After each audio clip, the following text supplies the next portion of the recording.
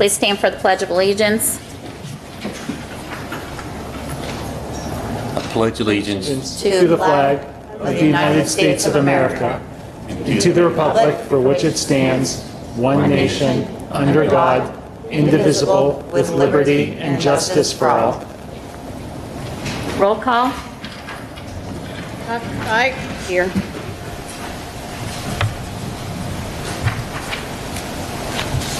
Mr. Frund? Here. Mrs. Geyer? Here. Mr. Lizza? Mrs. O'Rear? Here. Mr. Polakowski? Here. Mr. Shipley? Mrs. Smith?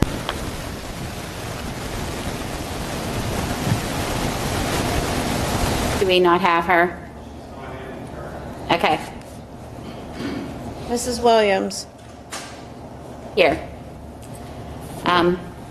Go ahead. For the record, Mrs. Smith was attending via Zoom, so she may be back on here in a minute. Mr. Lizza and Mr. Shipley had asked to be excused this evening. We were in this meeting, we were in executive session prior to this meeting for personnel and real estate matters, and we had held an executive session on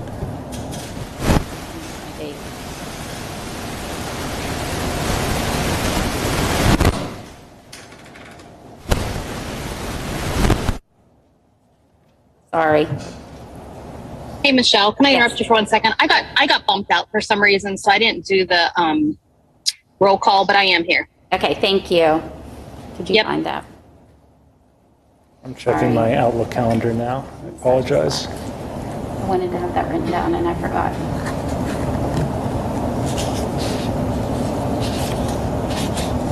Seventh. Is that what it was? 7th. We held an executive session on April 7th for personnel matters as well. Thank you.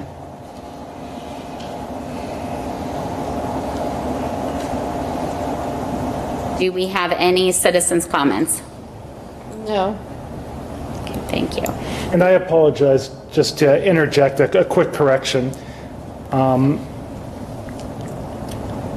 I believe that it was a different date. I apologize because I believe I was out of state on that date, but we can identify the precise date of the executive session after Might have been- later was it the today. I got the 7th also. I could be wrong then. I apologize. I'll We'll figure rescind it my out for statement. sure. Okay, and we have some presentations this evening. The first one is Mark Scheller.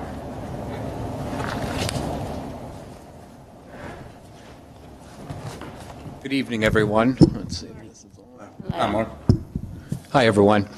Just giving you an update on the construction projects that are in construction and in planning at this point. I do have a handout. I wasn't sure if, Pam, did they get the handout that I had emailed earlier? Not to my knowledge. Probably not, based on your... Here, I can go ahead and talk. I'll not sure. No, something.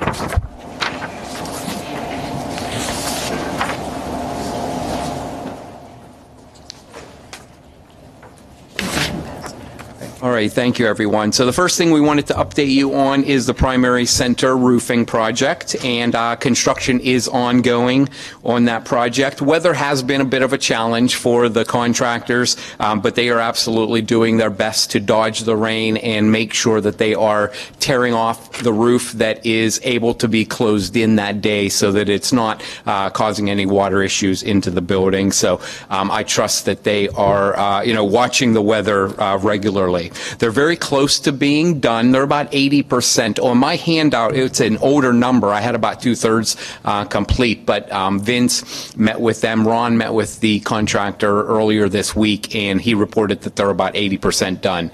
So they're going to continue on with that and hopefully wrap up over the next 2 weeks.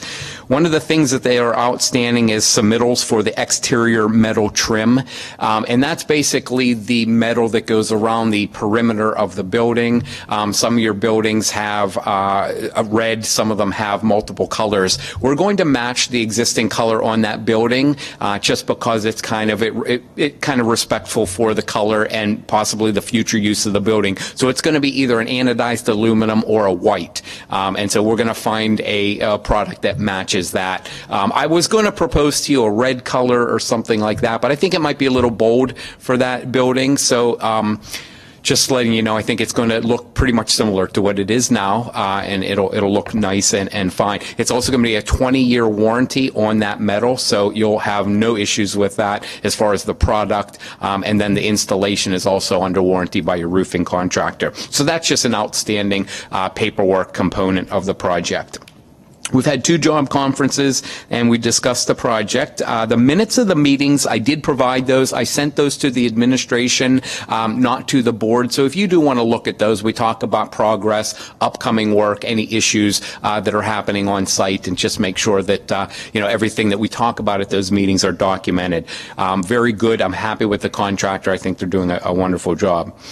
Completions tentatively expected within the next 2 weeks. Like I said, weather permitting. And then after the substantial completion, the contractors will let us know. We'll come and evaluate it. We'll do what is called a punch list. We'll evaluate the construction, make sure that everything, the debris off of the roof, and that there's no puncture potential on top of the membrane. At that point, then, we'll also have the roofing company come in and do a warranty inspection to make sure that the installation is warrantable, able to be warranted, and then that'll start that documentation for your warranty into the future. So everything moving forward nicely on that. Any questions on the roofing work?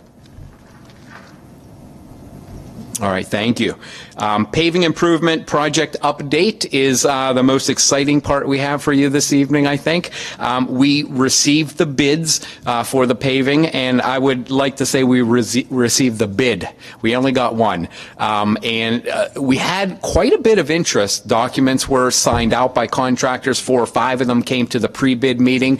But I think that this is a time where bidding paving work is very busy. And so the word that I got from the contractor that put the bid in is that some of the bidders that were planning on bidding got larger jobs, so they weren't going to take your work and then put you in a position where they couldn't satisfy the schedule and complete your work. So we do have a good number. It is from A. Foligno Construction Incorporated. We have a base bid and an alternate bid. The way that we did that was giving the base bid would be the high school paving work, the alternate bid would be the middle school, elementary school, just to give you potential to manage the costs when the bids came in. So your base bid for the high school paving is $107,349.54. The estimate that we showed you when I gave you an update in February was $236,063. So we came in under budget on that, which was a good news, and happy with that number.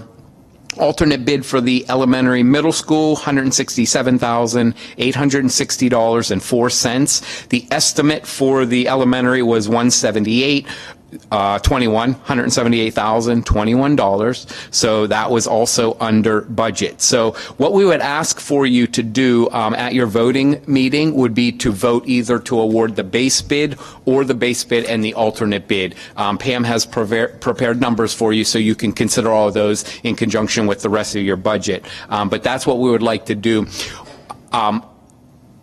I'll answer any questions tonight at the voting meeting. I think it's formality. You'll have your discussion, and then you can let me know what bid award scenario was voted on, and then I'll issue notices to proceed to Foligno if it's an all systems go, or if it's just a portion of the work. So then at that point, they can start getting their work in order and into the schedule for the summer work. I have construction beginning after school on June 3rd and extending through August 1st. So substantial completion would be August 1st. They might have some wrap up, kind of final punch list items and cleaning up to do after the 1st, but we'll make sure that they are cleaned up and off of your property before you come back to school, before faculty comes back to school. We will keep you updated through the summer, probably through Pam and Vince, on if there are any delays that you need to know know about if there is material delays or something that comes up over the summer that will allow that or will require them to push past the 1st. We'll have a plan for you, so that you're not disrupted, because they'll have a substantial part of the work done. I don't see it being an issue because they are rather small paving areas. So even if they get some of them done, we'll still maintain access into the property for you. So there's all contingency plans up in the air at this point, but we'll make sure that you can come back to school, faculty can come back to school safely in August. So that's an update on the paving. Any questions on that? I have a question, Mark. Yeah. That period is almost, well, it is 2 months to be working on it. If we do both the base bid and the alternate bid, are they going to start both sections? Same time? Yeah. They probably won't, because they'll be able to work on their, I think what they'll do is they'll do their milling and any of the significant construction demolition separately. But what they might do is on the day that they're laying down paving, they may stage it between the two properties so that they can just have paving delivered at the same time. But I don't know necessarily what their crew potential is. Most of the schools that I've done that have multiple sites, they do one and then move to the other one. Okay. Yeah. I'm sure this isn't their first school they've done. Are they going to be in contact with administration? Because there's going to be things going on. Yes. And then we'll do job conferences as well. So we'll meet with them every other week or, as necessary to make sure that you are definitely aware and they're aware of what you need to do on your campus. Okay. I didn't Jason? think what's our last day of school? Is it June 3rd? I thought it was June 6th. June 3rd? The second? I thought it was the second on the I schedule. don't know. It's the second? Oh, okay. We could say on or about that time, and Okay. they'll. I was thinking it was the 6th. That's yeah. what I was like. This won't affect the extended school year or anything. We said we can, access to the buildings remains. Yeah. Yeah. Extended school year is in July. You'll still have quite a bit of access to the front of the elementary school because most of the work's going around the back drive that's coming back here.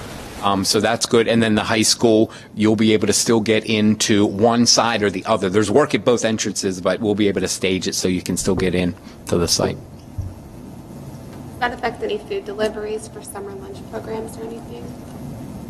That could, is Vicky here? Yes.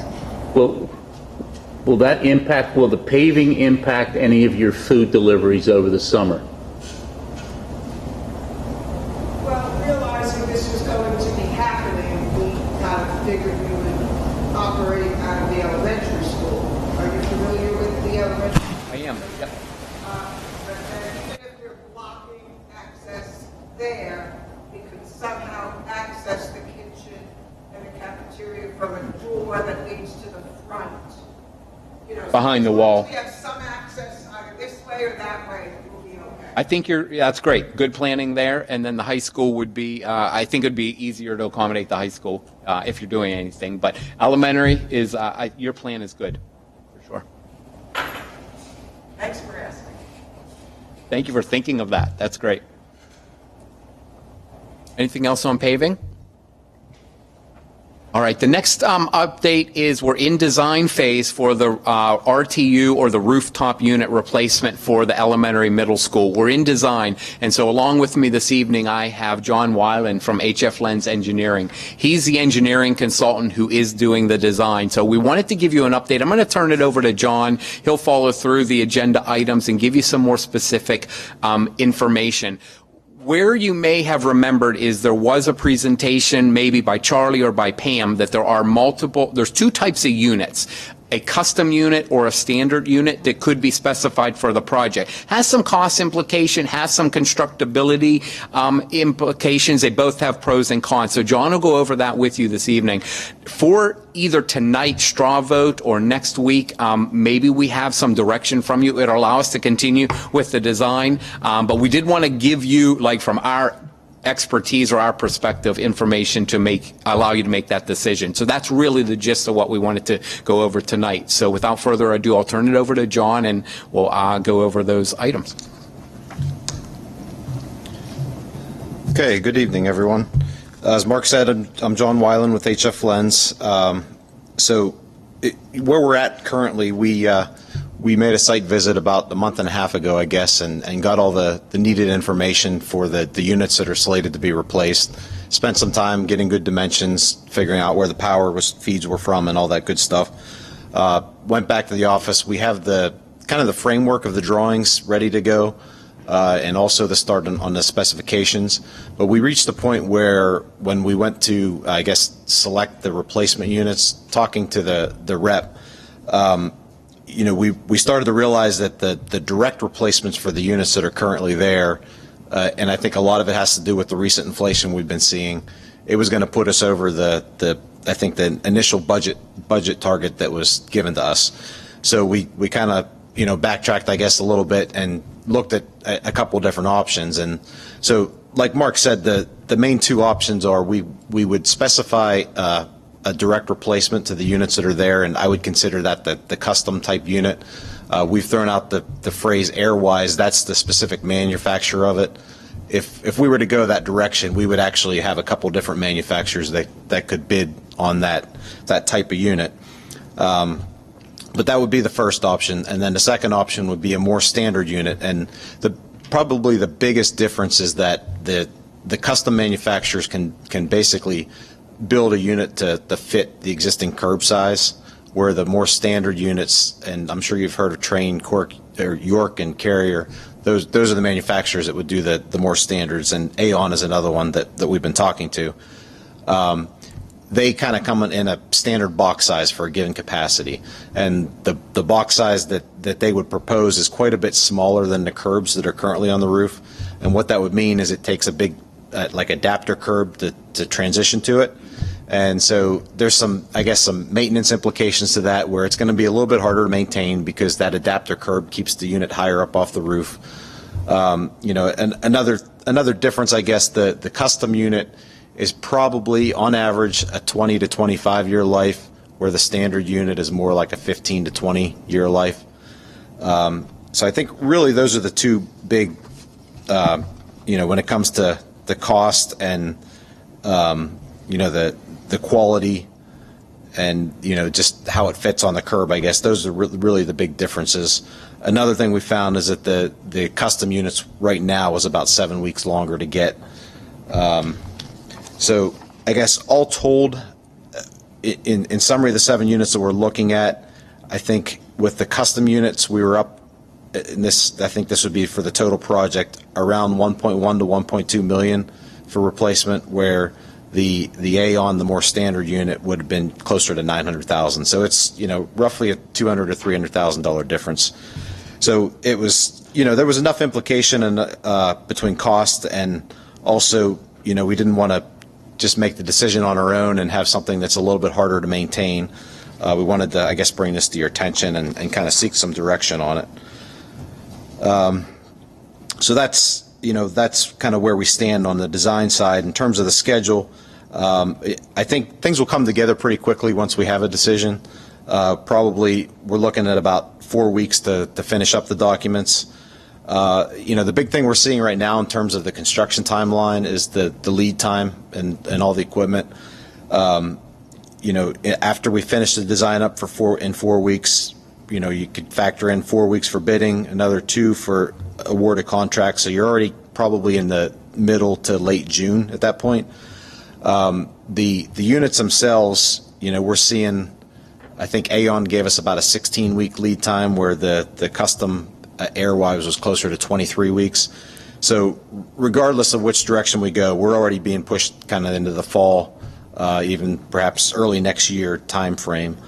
But the nice thing about these particular units is that they're not providing the direct heating and cooling for the classrooms. There's fan coils in the classrooms that do that. These units basically just provide the ventilation air for the building.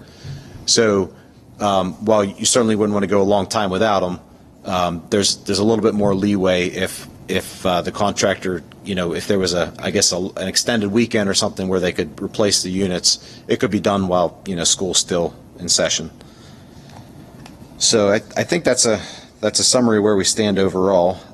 You know, I guess I'm here if there's any questions on on the two options or anything in general, I'd be happy to try and answer them. I have a question about the two options. Sure. So when we're looking at 1.1 or 1.2 to 900,000, is that total cost of the project, or is that just cost of the units? Yeah, that's our estimated total cost of the project. So that's including like any extra material that would be needed to retrofit the standard versus the, because there could be different ductwork, it could be a lot of things different there. Either way, what we're trying to do is avoid or minimize any work within the building, and that's pretty standard with rooftop units because it gets pretty intensive if we have to get in there and reconfigure the ducts down below the space. So that's where the custom guys can basically build the unit to match exactly where the existing duct drops are, where the more standard unit, that's where that adapter curb would come in, where it raises the whole unit up and they do their duct transitions above the roof level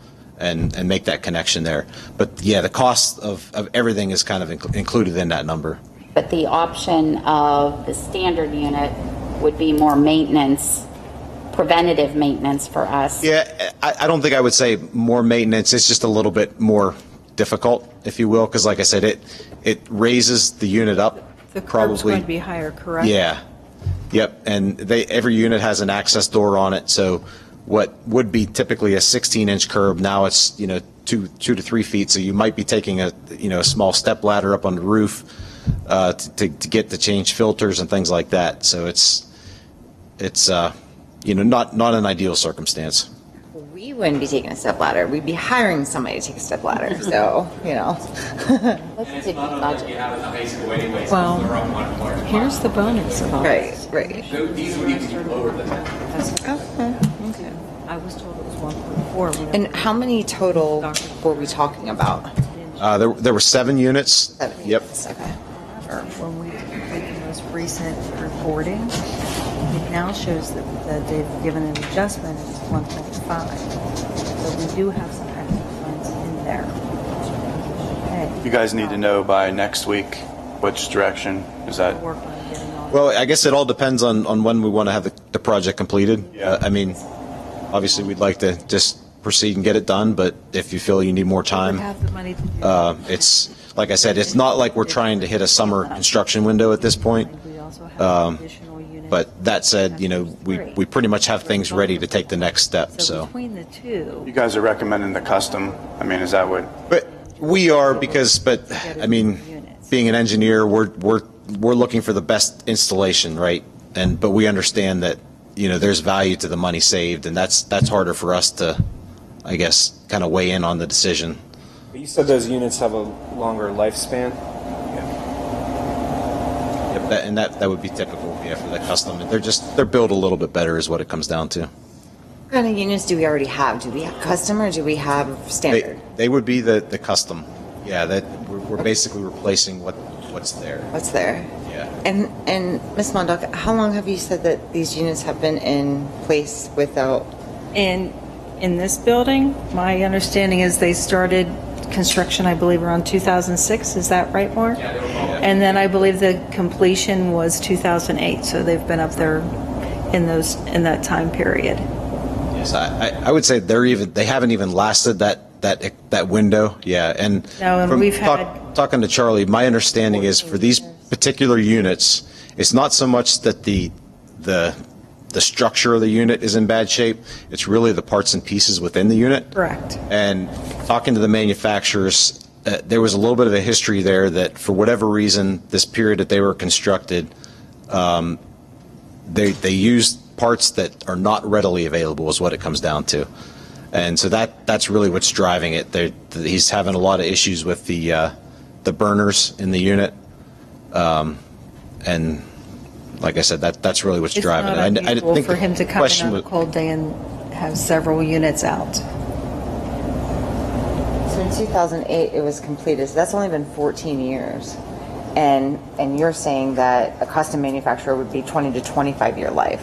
So we're even under this custom year life. Like we're even under the year life. But if we could get parts, he's saying if we could get parts, those would still be, we could still be maintaining them. Will these parts be more readily available for these new air handlers?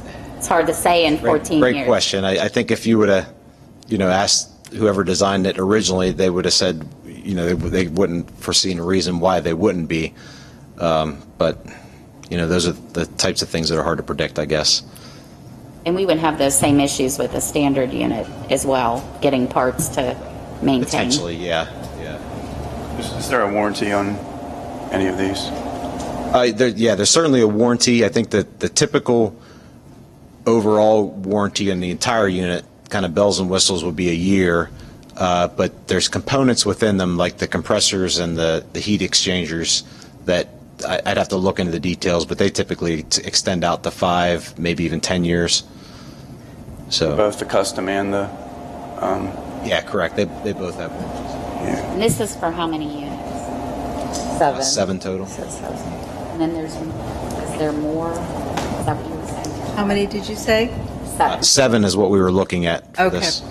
Okay, because initially we had looked at 3, I believe, on ESERS 2 and 7 for ESERS 3. Okay. So looking, you know, at the dollar figure, we'll have to figure out what we can actually afford. These, when you say 20 to 25 year life for the custom and 15 to 20, I mean, how do you guys come up with that? Is that just like a industry standard, or? 'Cause It's a rough, I guess, expectation. I confirmed that with the rep that sells them. He actually sells both brands, and he kind of agreed with it. Now, that said, you know, we've already seen the exception here where we've barely gotten 16 years out. You could probably go out and find units that have been running for 30 years. You know what I mean? It's an average. So that 5-year difference, I mean, between the custom and the standard, you know, that's not significant. You know what I mean? That's an average over, you know, so, you know, 300,000 is a lot of money difference between them. It is. Especially on a risk. You know, you're taking a risk that it would last longer. Not a guarantee. Right, yeah.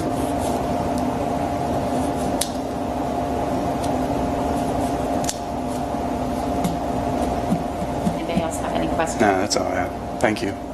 Sure. Thank you. Thank you, gentlemen.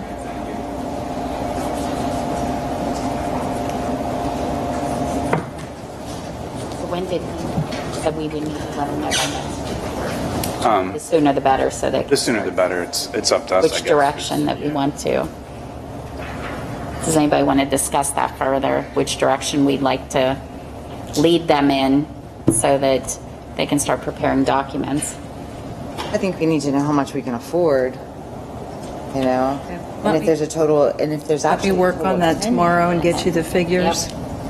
And if there's actually a total of 10 units, correct me if I'm wrong, 3 on ESERS 2 and 7 on ESERS 3, then what's that difference? What's the difference of just replacing the 7 versus let's go ahead I'll with all get 10? back and I'll reach back out in touch with you guys just to make sure I'm looking at the right numbers tomorrow.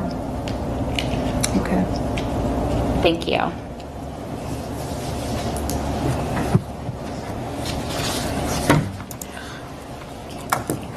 We have a second presentation from Garland.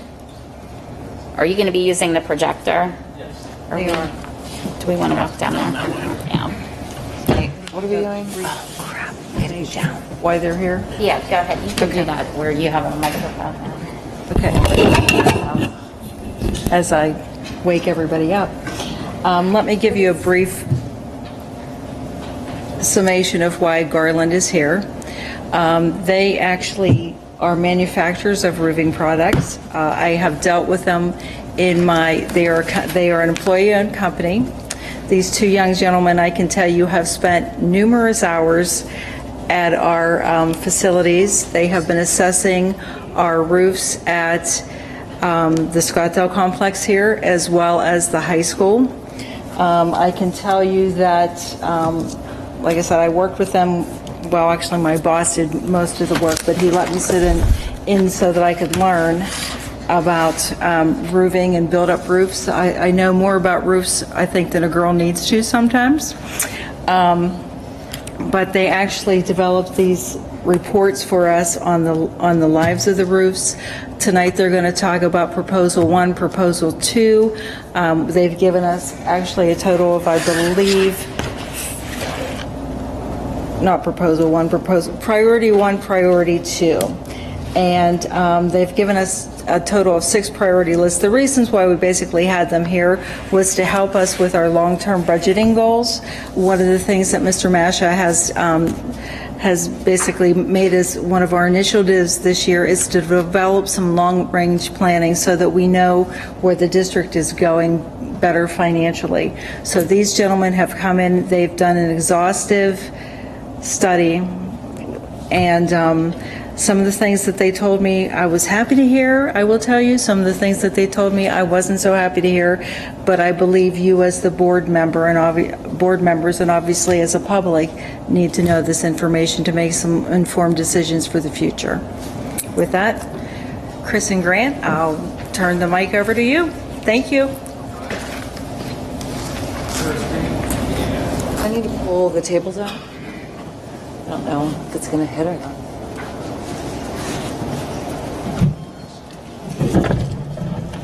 Don't hit my snacks.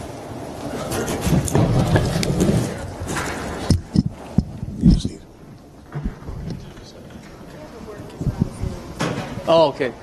Thank you. Sorry. Yes. Okay. Whatever you guys need. Oh, clear this one.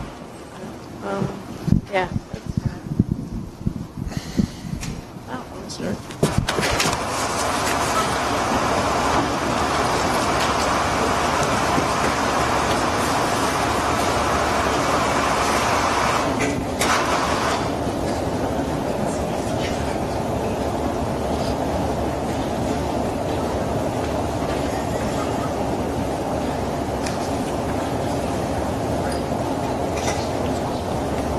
Good.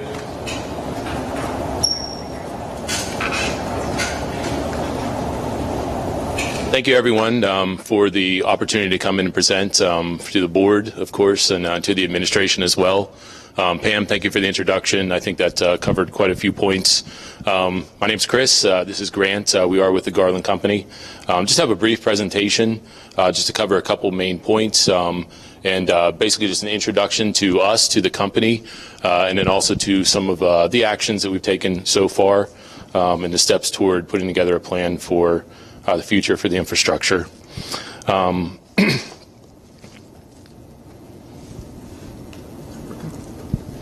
the agenda today is pretty brief. It's just a K through 12 infrastructure goals, a Garland Company overview, and a Garland partnership. The K through 12 infrastructure goals, starting out, most important is the safety of the students, the faculty, and the valuable assets. We're here to keep the building safe and the building dry. The second item is to minimize disruptions and unplanned costs. One of the ways is to eliminate emergency repairs, as we have a couple of them that we're looking at now.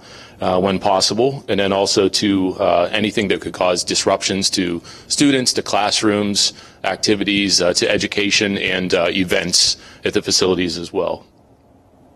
Campus aesthetics are important to us. Of course, we want an attractive exterior, as well as minimizing deterioration and poor looks to the buildings and the assets.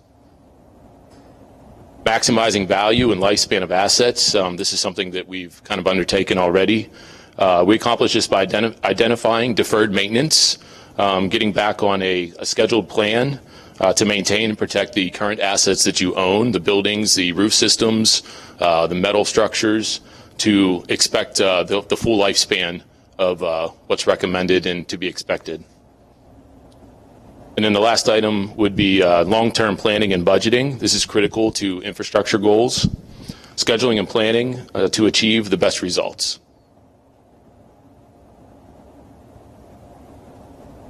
The Garland Company is, we've been established in 1895.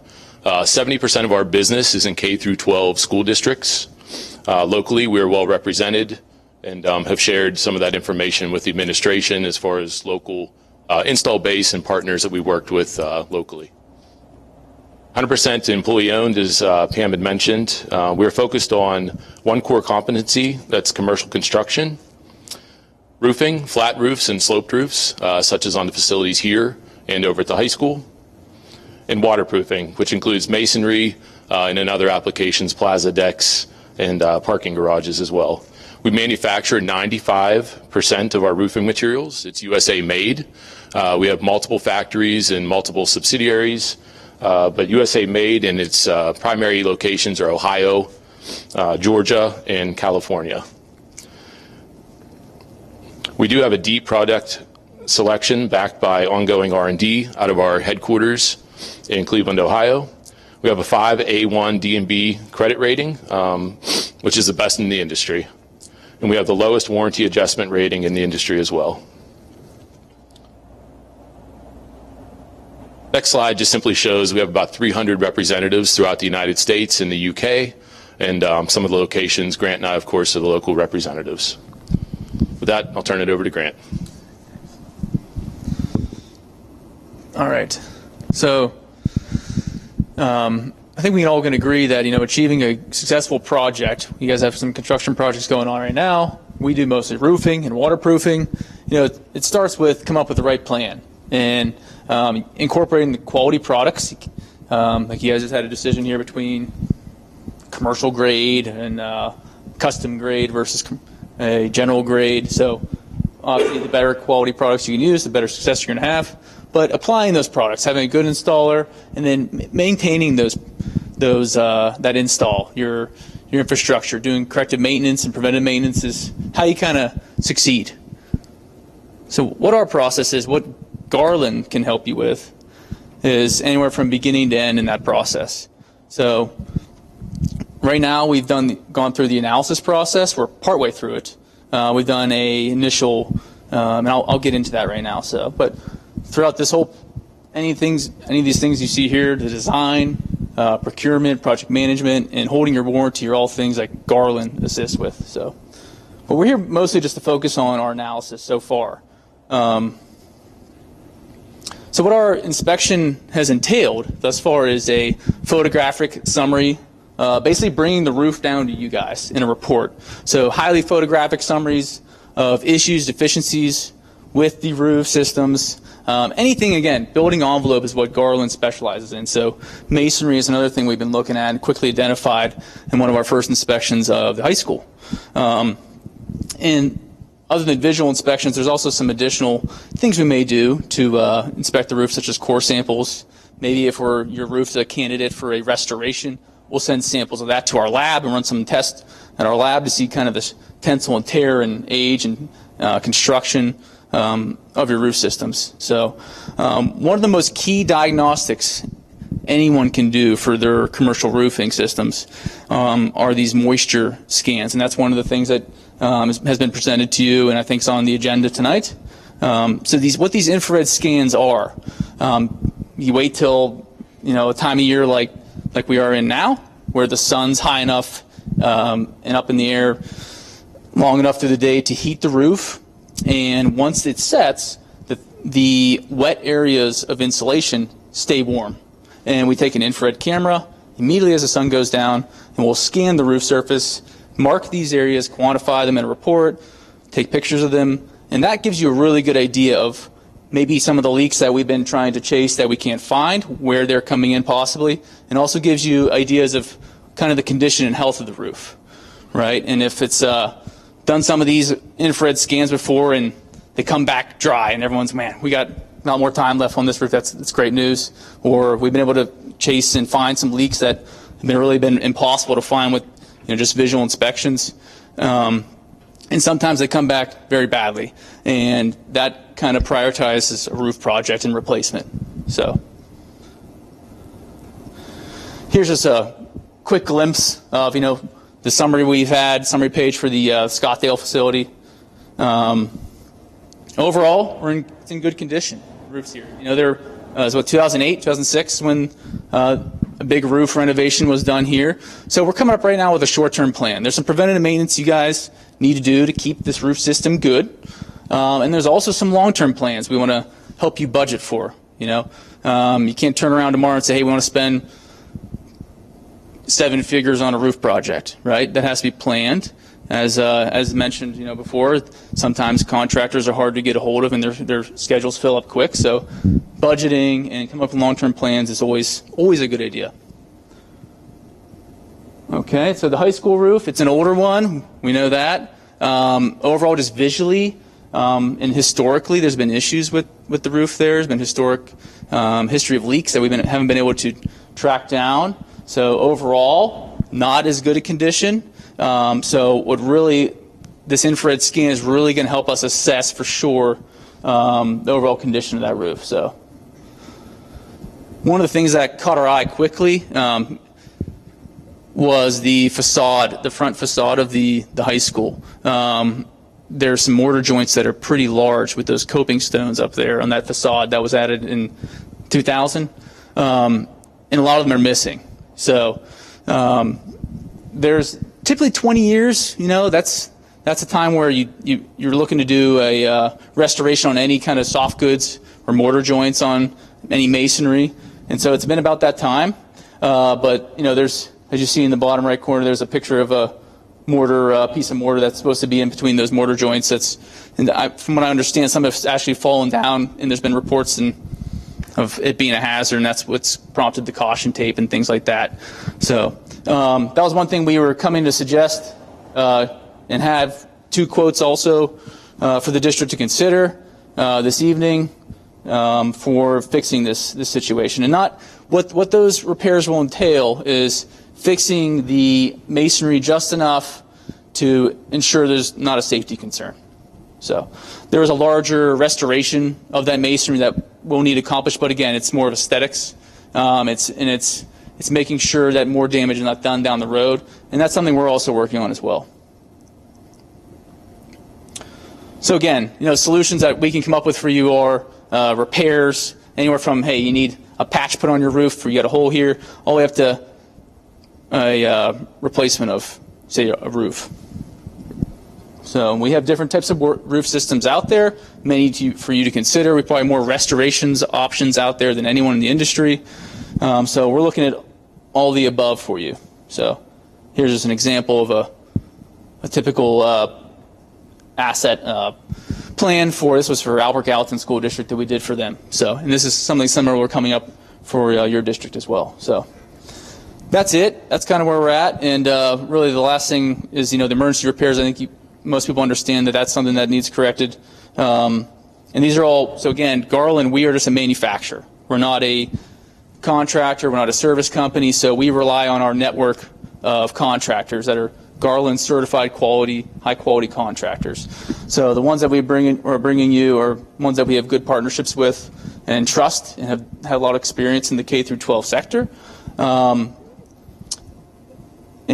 So just tell you guys about the scan, the infrared scan. That's Toscano Mayer Roofing. His division of their company is NDS, and they're the one that has offered the infrared scan quotation. They've done a lot of repair work here at the district already and throughout the years. They've done some of these scans actually for the primary school prior to the planning, as part of the planning there. So I think, again, they'll do a good job for you this time around as well. But any questions, we're happy to answer them now for you. Can you possibly send this presentation to Pam? Sure. Because we have some board members not here, and we could share that with them as well. Absolutely, sure.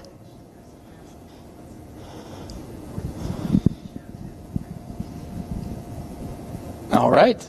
Just one other point just to mention is what we've completed thus far, the in-depth inspection reports, which we haven't shown to everyone yet. We have had a meeting with administration. This is all completed at no cost to the district whatsoever. So I wanted to make that just a point, but this is kind of indicative of the process and Garland's support from beginning to end of projects. And I can tell you there, like I said, from my past knowledge in other school districts, my boss has worked with them where I used to work, and they are definitely a value-added service. When you come to the district, they are our partners, and that's what I always look for when I look for someone to work with. I want somebody to be our partner that has our best interests in heart as well. Thank you, Pam. All right. Thank you again.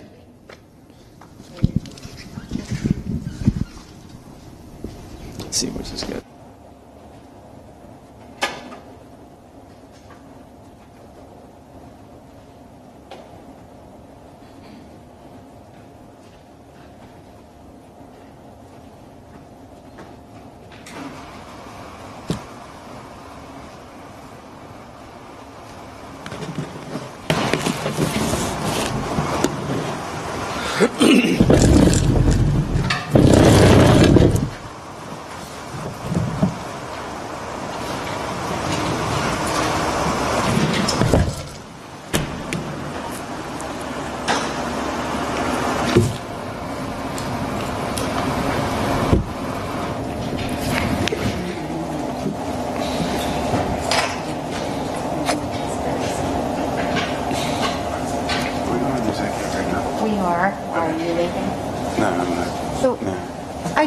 I do have a question. I don't know if this is something they can answer or who can answer this. Why do we have that freestanding masonry unit in front of the high school that is crumbling and we want to fix it? Like, why don't we tear it down? Why would we continue to fix something that has no bearing or weight bearing on the school itself? It's just a freestanding, like, why do we need to spend money to fix it? Why couldn't we just tear it down? It's aesthetically pleasing. What? You're kidding. The high school was renovated. I was a freshman. We were the first new class in there, and everybody was like, what in the world is that? Right. Like, I don't know. I just think it's... Sorry, I just said that walking right up those steps. Yeah. Did you really? I most certainly did. I don't think anybody Okay, knew that's what pretty his funny. function was. So we have like ESP or something, but like, Aesthetic. I mean, honestly, like we're spending money to get quotes to get it repaired. It's crumbling as it is, and 20 years down the road when it needs repaired again, we're going to spend more money on something that bears no weight to the entire school, right? So my husband once told me that was supposed to look like a book. A what? I've stood every which way I can out there, and I don't see It's supposed to look like a what? Like a book. I don't see a book either.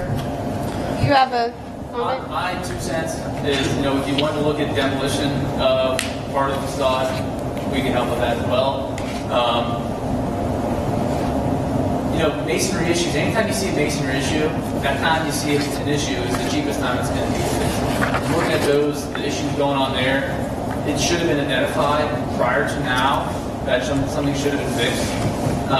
So I would say if you do invest money into restoring it now, the hope would be that to kind of continually check on and do routine maintenance prior to getting to the point where it is now. So maybe I would estimate maybe $2,500 restoration would be done maybe every 5 years or so. But that's $2,500 of restoration that can be going into our tennis courts and into the things that our students will actually use. Sure. I mean, yes. I'm not trying to like be confrontational or no, you know what I mean? I'm just like, I'm trying to think logical of like, there's no use for that whatsoever.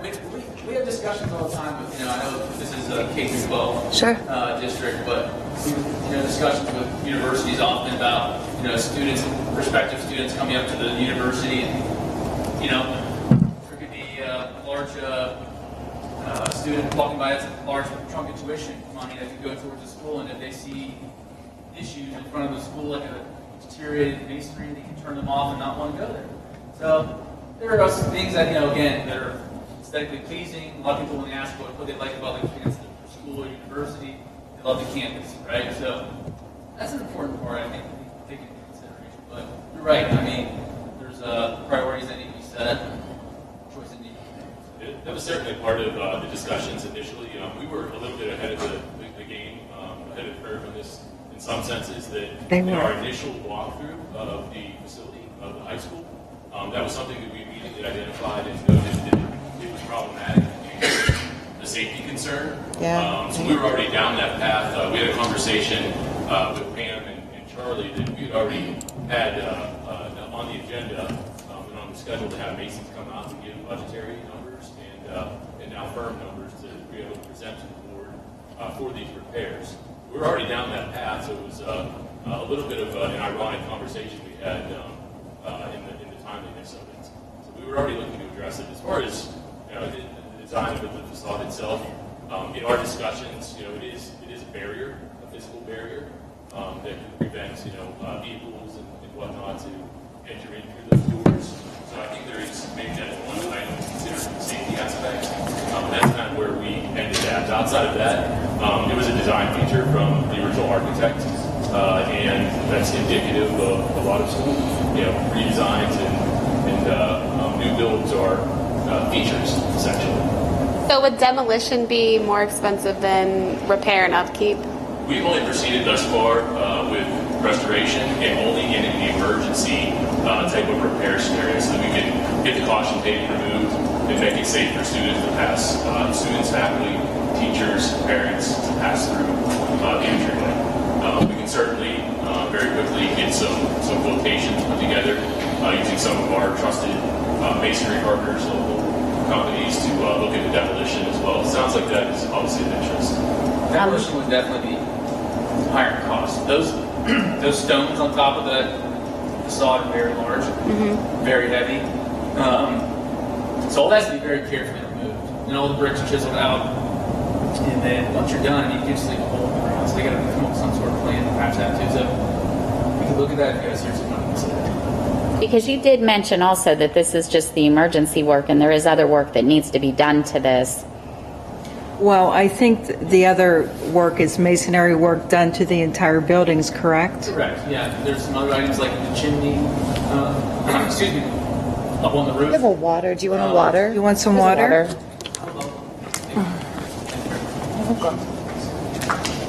Chimney, expansion joints around the entire building, skylights on the roof also can be handled by a mason. That's called glazing, sealing those things up. So,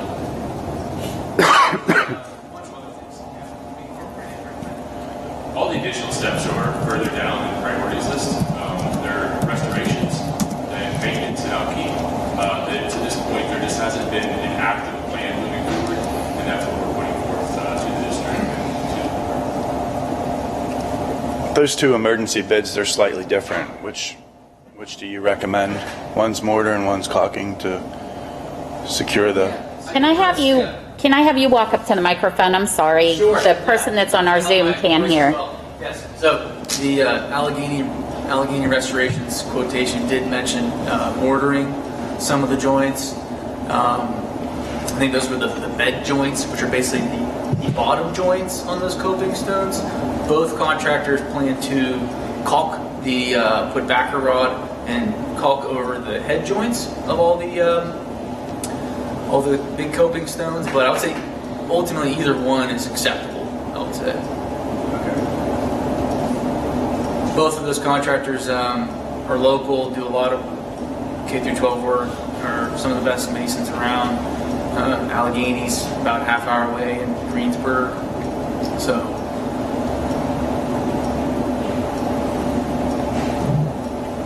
It was our intent to get as accurate and close as an apples to apples comparison as possible, knowing that it was made in two separate trips and trying to keep everyone quoting the same for consistency. And we did develop the scope of work and was provided both masonry contacts.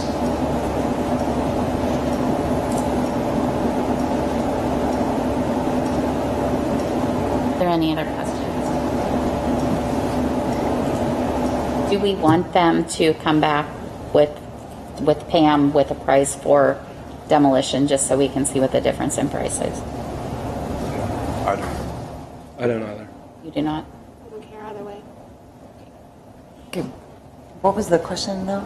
Just if we wanted them to come back with a price for demolition. And so far, the three of them do not, so I don't want them doing extra work if we're not interested in entertaining them. But are we interested in entertaining and fixing it and keeping it? Yeah, that's what we already have these prices. I don't have them. That's why I'm like, I have no idea what anybody's talking about. They're on your agenda further down. They're going to be number under 18 under new business. Oh, okay. Sorry. That's okay. I would rather not get them a price to take them down. Okay.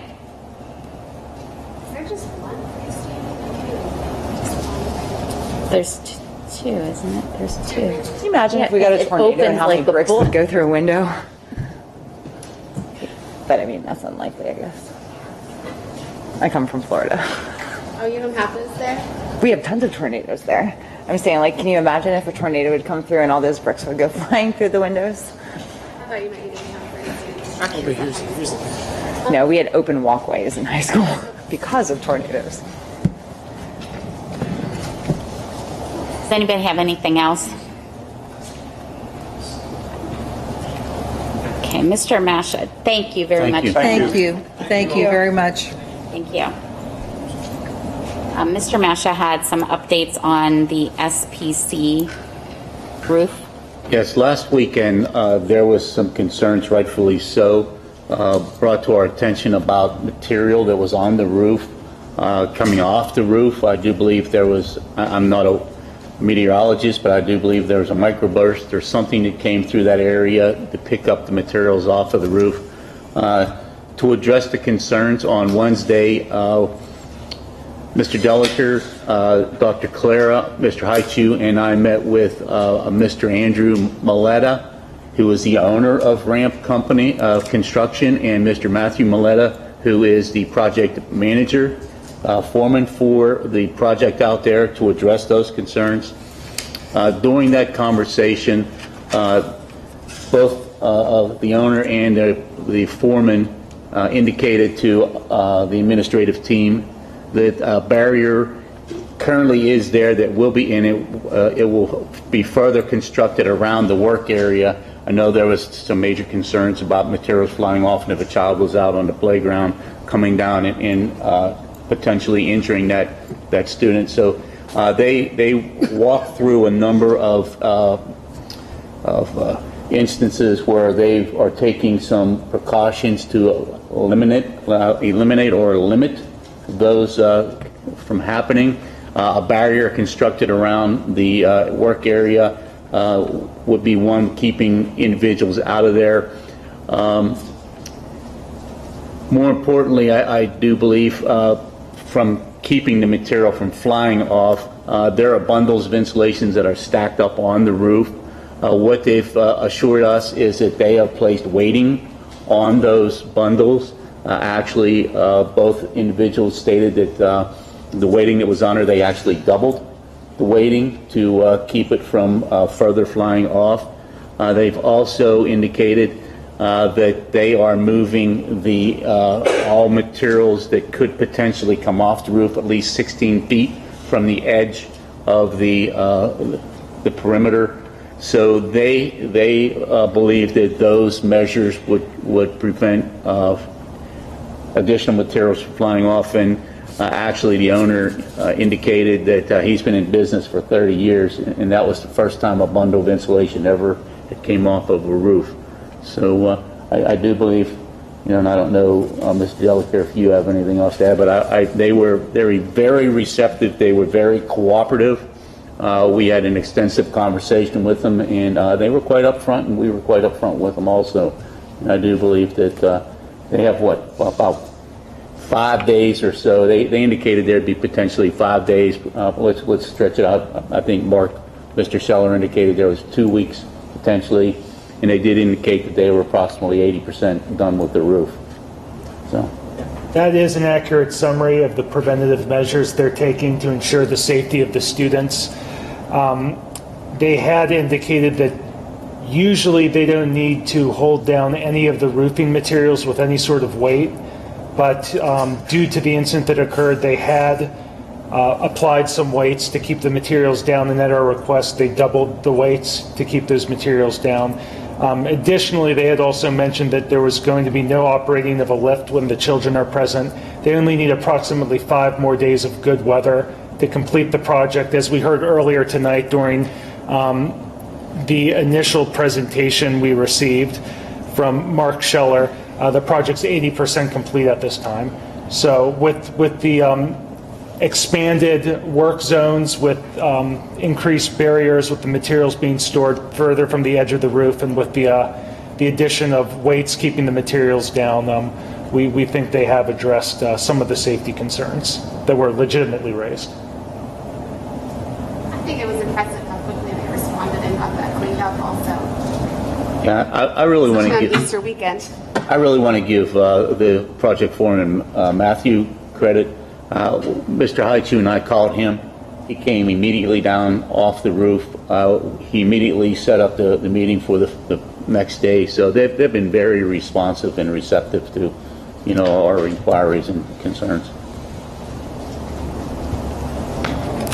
that all you have? Okay, I'm going to need a motion to go back into executive session. So moved. Second. All those in favor? Aye. Opposed?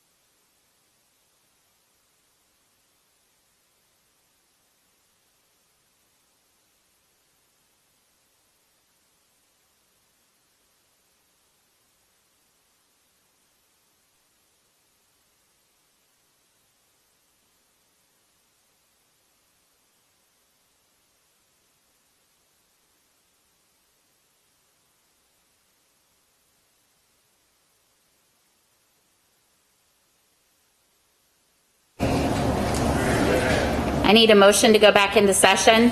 So moved? Second. All those in favor? Aye. Opposed?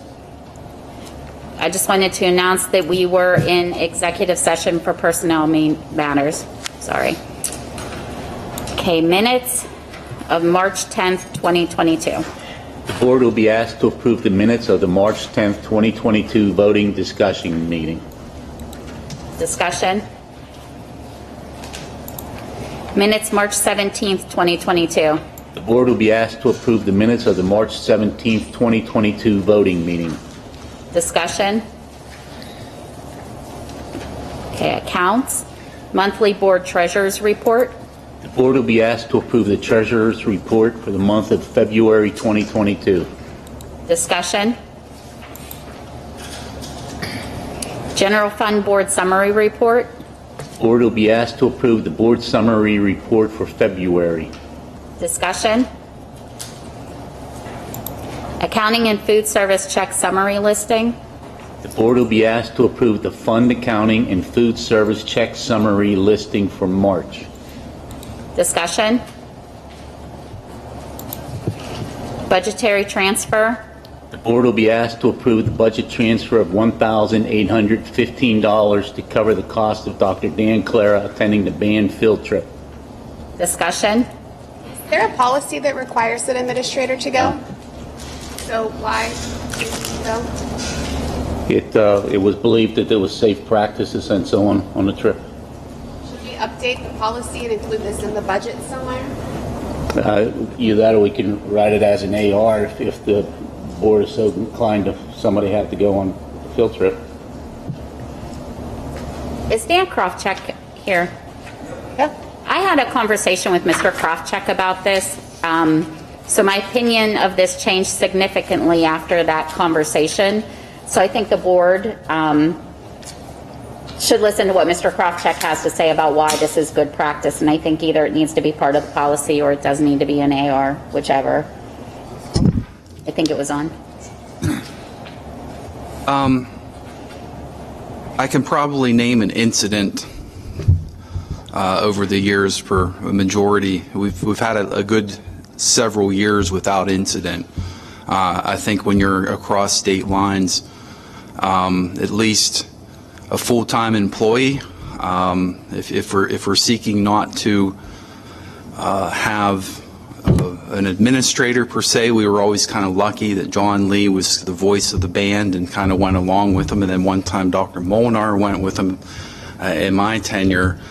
I think it's prudent on our part with all of the different scenarios that we could be posed with, especially multiple nights, that somebody with authority has the ability to, let's say, make arrangements for a plane trip to send a student back. Or we had an incident in Canada one time, this is before I was principal, where we had to cross international borders with sending a student back. That's a big task to put on, I think, a sponsor of an event. And,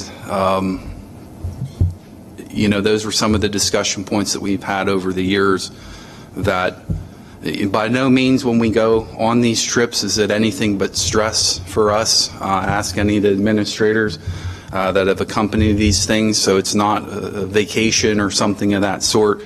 You're responsible for 40 children of your children, and we take that very, very significantly. And that's why we have used that practice in the last several years. So I just think that we need to make it part of our policy, because this would cover more than just band trips. This would cover anything. And then I think when that is part of the policy, it needs to become part of our budget, so that we're not looking for places and taking away things that would be furthering your development to cover these things, because I think that's inappropriate as well. Thank you. Does anybody else have any questions? Well, as far as I'm understood, or I understand, it's, okay, say band for instance, I believe each student who goes on these trips has to fundraise themselves to go on these trips. Correct.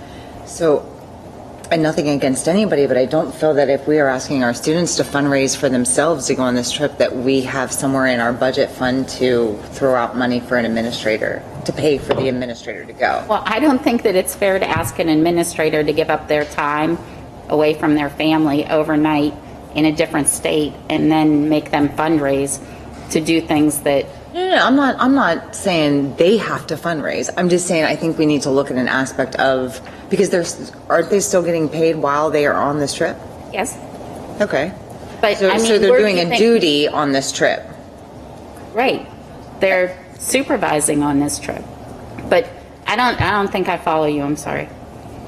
Like, so you don't want the money in the budget. Where do you think it's? No. I'm not saying anything about the money being in the budget. I'm just saying like you had asked about making sure that we're budgeting for this. I don't want it being taken away because we're asking these students to be fundraising for themselves. I don't want any kind of money being taken away from students to be given to an administrator. Right. So to that's go why on a we trip. need to put it in our budget. Like whenever Pam does the budget next year, there won't be a band trip, but there'll be other things that come up. And if we're paying an administrator for them to have to be there, that money should be in the school district budget. It shouldn't be coming out of the band. That was the original. Okay. Like that I just shouldn't be wanna happening. Yeah. But I don't think that's if we make this fair. part of our policy, we as a district should be covering that administrator to attend. Any other discussion on that? Okay, cyber charter expense analysis. For informational purposes, Pam, do you have anything to elaborate? Just briefly, as you can see, year-to-date through February 28th, we are still down from the previous year, which is a good thing. However, if you're looking at the 21-22 budget used year-to-date, if you look at the very bottom number, as you can see, we've used more. Obviously, we're more than halfway through, but I believe we're probably going to go a little bit over our budgeted amount that we have, which is $1.4 million. Which is what? I'm sorry. Which is $1.4 million. $1.417 million. And this does not include any money that would have been in the budget earmarked for cyber charter, correct? Like not in the budget, but in the fund balance? In the fund balance. That is correct. Okay. That is indeed correct. So there is money that we could take There from absolutely that was- is. Yes. Yes. I believe it was, I don't know if it was Dr. Fike or if it was Christy that had mentioned about some kind of legislation being passed possibly about, because the charter schools, they just throw out any kind of number of a price and we have to pay it no matter what, correct? They've been talking about cyber charter reform. They've been talking about it for years. Okay, I remember somebody talking about that and I didn't know where it went. There is part of the legislation, I believe, is in the rough draft of the budget, the state budget for this year. And I think that it will help if that gets passed. It's not, I think it's a set amount. Mrs. Mondock, you might know more. I thought it was like $9,000 or something per student. That was a set amount.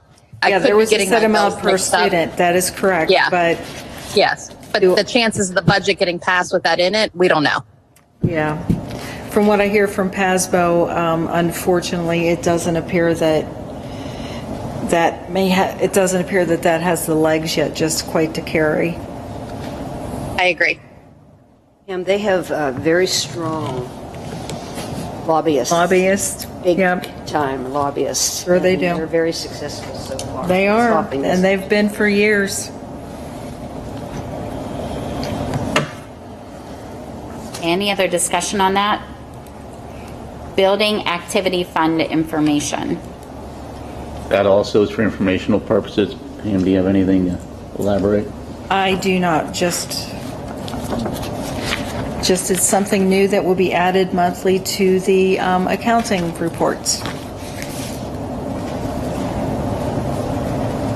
Superintendent information. There'll be a report next week. Solicitor information. I have no information to present at this time. There was some information provided during executive session regarding real estate matters and personnel matters, but nothing that needs to be presented to the public at this time. Thank you. Business Manager, Transportation Director, Information. Nothing for this week. I'll report next week. Policies. At the March 10th, 2022 board voting meeting, the following policies were approved to be posted for 30 days. The board will be asked to approve the updated posted policies.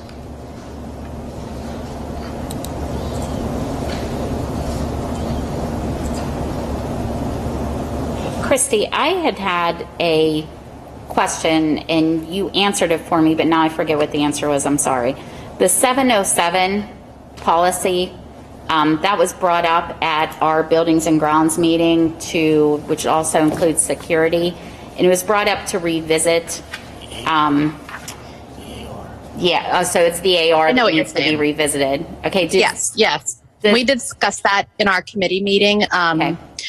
I feel like the entire board should be involved in that AR because it does specify which groups are which, who is allowed to do what. I asked Mr. Masha and Mr. Krofchek and Dr. Clara if instead of the board trying to come up with something out of the blue or just, everybody, this is what I want, this is what I want, I thought it would be best if they presented something to us saying this is what we think would work the best. Mrs. Mondock could be involved budget-wise because I know it affects the custodial budget, it affects the security budget. I thought it would be best for them to present us with I'm going to say solution or an alternative to the ARs so that then we can take the new suggestion and kind of go through it as a board or as a committee, whatever you all want to do, and go from there. Instead of us as a committee trying to come up with a completely new process, I think they already have some ideas about it. If that's okay with everyone. Yeah, I think that makes more sense than trying to start from scratch. Thank you. Is there a plan to, on the 702-1 child funding, I know that that's going to be a new regulation for our teachers. Do you have a plan, Mr. Masha, to educate our teachers on the new rules regarding crowdfunding? We will be working on one. I just didn't want it to not be expressed to them and then be against the policy. Stephanie, I don't think it really affects anything, honestly, for teachers. They already have the part of the reason this is just something that you have to have now because it's a thing. But it was from PSBA. It's not something we said, hey, we want to make this policy up because who could care less? But they already have. The administration has already had people come in and talk on, I guess, Act 80 days about different ways that you can do those types of things. So from what I've been told, that's already in the works and everybody kind of knows what they're doing already. I don't think it should affect anything like the donors choose or anything like that. I think it's more of a making sure the administration knows what's going on, not necessarily giving permission for them to do it. It's just nice for everyone to know, oh, this is going on in this classroom. This is going on in this classroom. Yeah. I think that was the only thing is that they just had to notify the superintendent. Yeah. So as long as they were made aware of that, then. Yeah, it's not a permission thing. My understanding is they don't have to ask permission. It's good to have on record what everybody's doing. Does anybody have anything else? Okay, potential graduating class of 2022. The board will be asked to approve the list of potential graduates of the class of 2022.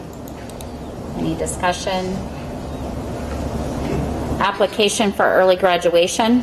The board will be asked to approve a current 11th grade student's application, student number 101464 for early graduation per policy 217 at the end of the student's first semester of the senior year as per the recommendation of the school counselor. Discussion. CWCTC budget. The board will be asked to approve the 2022-2023 proposed CWCTC budget resolution. Student discipline issue. I'm sorry, discussion. Let me just roll. Okay, student discipline issue. The board will be asked to approve the adjudication determination as attached in the student disciplinary matter for student 101992. Discussion.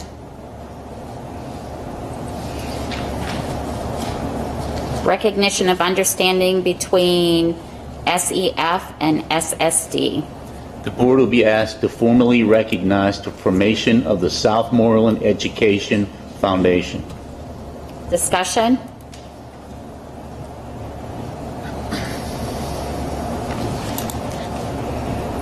Additional donations in memory of Coach Frederick. The board will be asked to approve $300 in additional donations in Coach Frederick's memory for the benefit of the Southmoreland football program.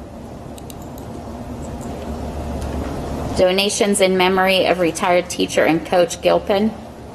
The board will be asked to approve donations to the athletic department totaling $1,225 in the memory of retired teacher and coach Don Gilpin. Discussion? Do you know what? Do we know yet what that money is exactly intended for, like we did with Coach Frederick? No. Okay. We're working on some plans for that. Okay.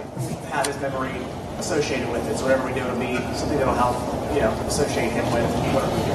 Gotcha. Awesome. Thank you.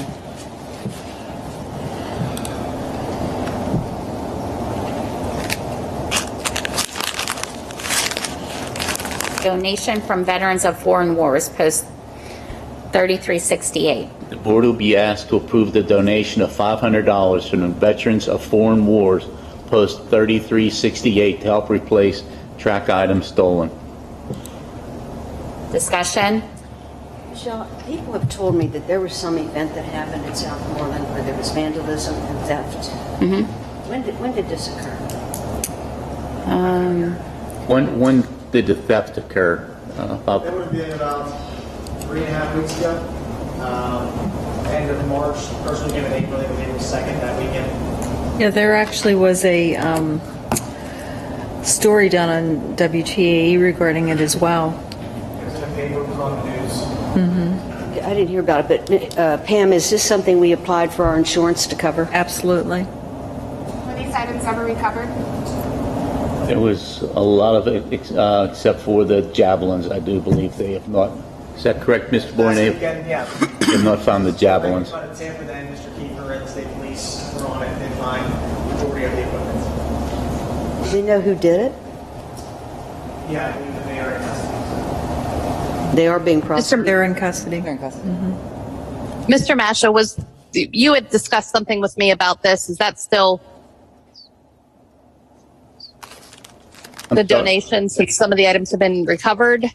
You had said that you were going to talk to them about that. Yeah, the majority of the items have been recovered. There is the javelins that have not been recovered. Yeah, those are pretty, they're like $300. They're fairly expensive items. Did this occur at night or over a weekend? Okay. Something like that? When did it occur? It's over a weekend. Friday What I night. understand from the state police and Mr. Kiefer, it was a 2-day process. They were up there 2 different days, Saturday and Sunday, one on foot, and then the next day they drove up. Oh my. So it was that Saturday and Sunday. It was a 2-day affair. During the nighttime, yeah. Was you involved in this? I was not there. I mean, I was involved after So, the fact. can we hear from somebody who was involved? Charities, come up and speak up, please.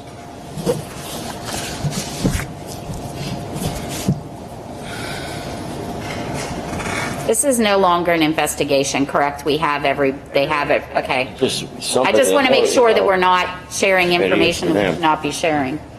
Good. On Friday, I was contacted by a former student who let me know that they had information regarding the location of the items.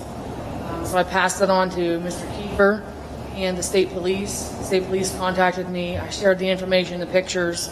The items were all recovered except for the javelins, which are, we know where they are. We just have to go on the site and get them because they were thrown into the field.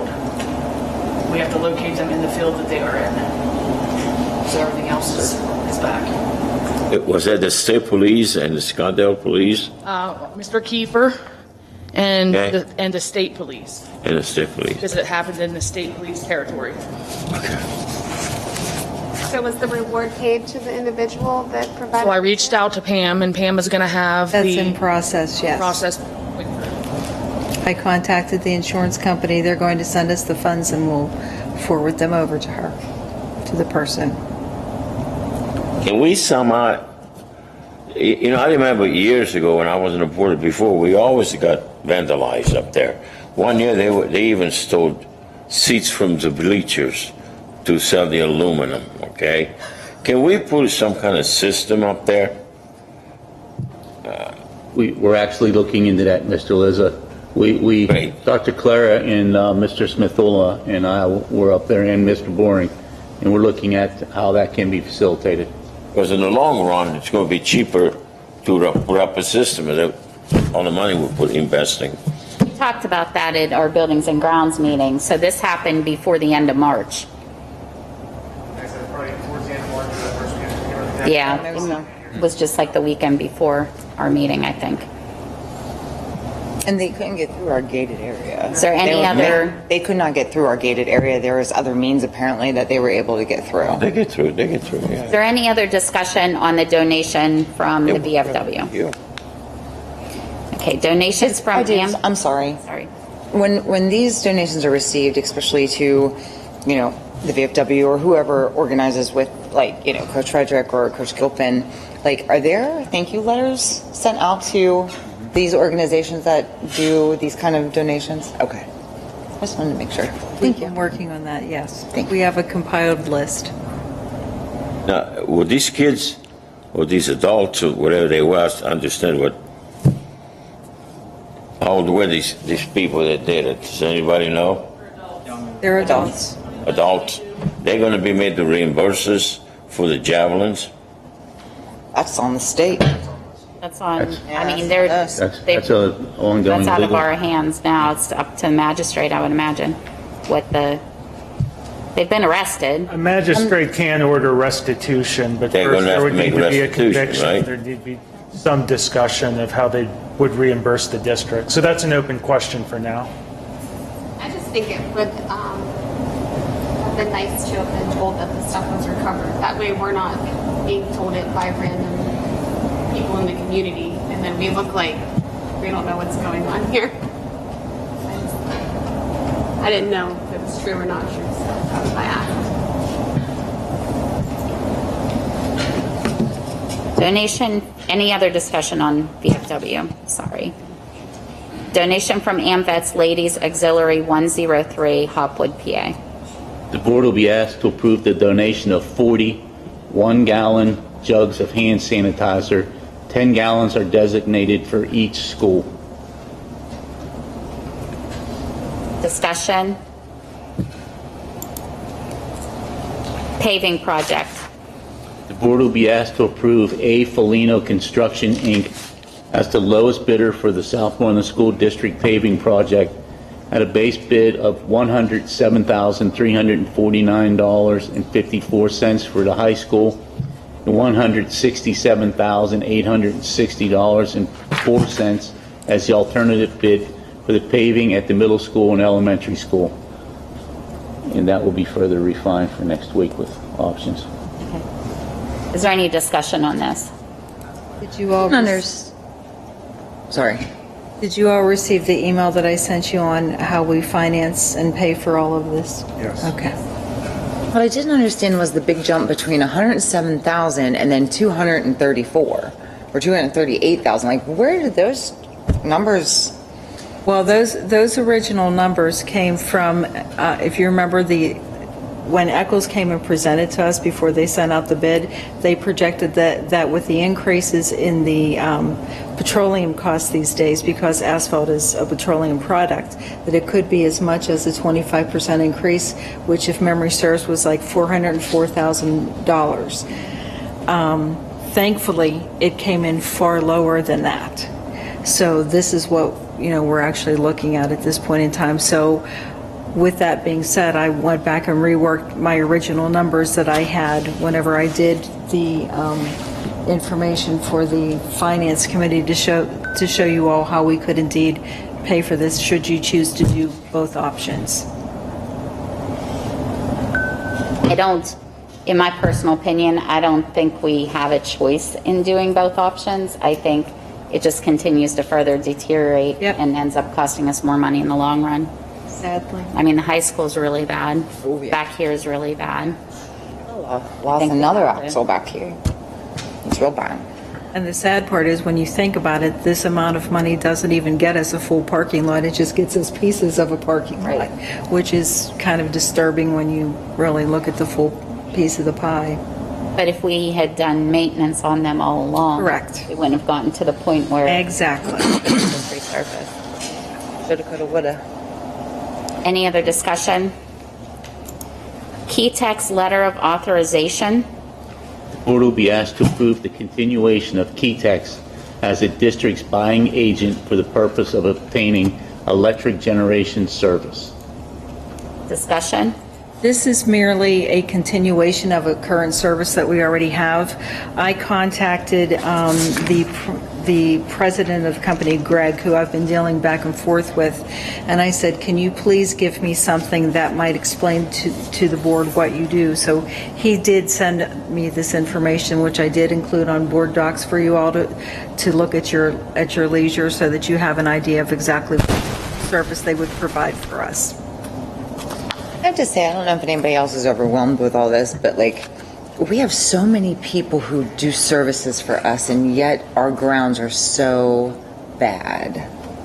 Yet we pay out money to these people for services. Well, do they provide anything? This is for electrical costs. That's what this is for.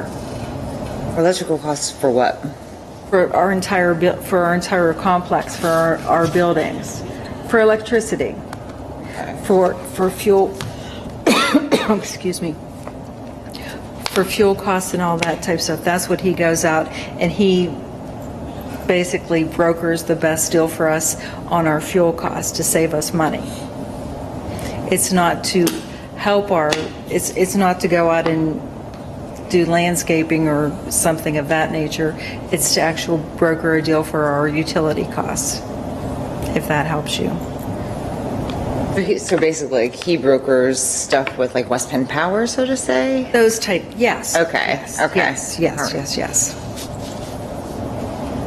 Is there any other discussion? Okay, Booster Club guidelines. The board will be asked to authorize the administration to post for 30 days policy 915 and the attached Booster Club guidelines. Discussion? Were these recently updated, or they were developed? This was something that Mr. Boring had contacted me on. He had a parent group want to form a boosters. So what I did was, we do have a policy 915 already in place, but this person wanted to know, how do you form a boosters, that type situation. So I went in and I did some research and typed this up and then sent it over to Lee for his purview to make sure that we were okay. I was okay with what I was suggesting, and he had made a couple suggestions in regard to referring to policy 915, and then talking with Mrs. Smith, she had some other suggestions, and then Lee came back with some further suggestions on how we integrate the two together. So that's how this kind of came into in effect. It's just something I helped, a how-to guide to our parent boosters club, and basically I think, you know, what we need to do maybe once a year is kind of have a meeting with our boosters and just kind of review some of this stuff. This is what we need to do, this is how you need to do it in that type situation.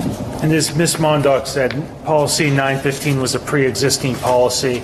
We didn't think it would be appropriate to retire it. So what we're essentially doing is amending it by adding two sections, incorporating these guidelines by reference, including it as an attachment to the policy, which is an appropriate thing to do and something that has been done for other policies.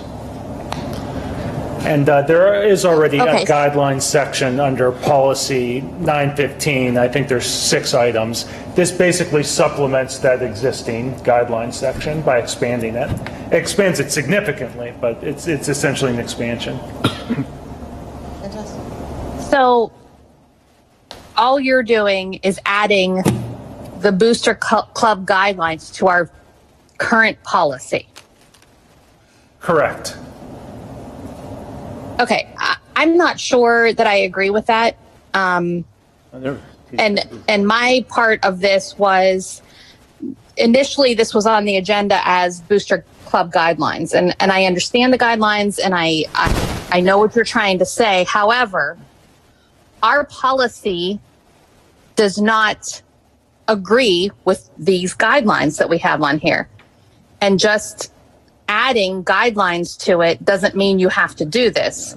It's just guidelines. I don't think the guidelines that are listed here in this attachment that you have, that's not what our policy says. If the board wants to say that every booster club has to have an EIN and do all these things, which they probably should, then it needs to say that in the policy. I think not part of a guidelines. There were two sentences that were changed in here, and I think there was a sentence added.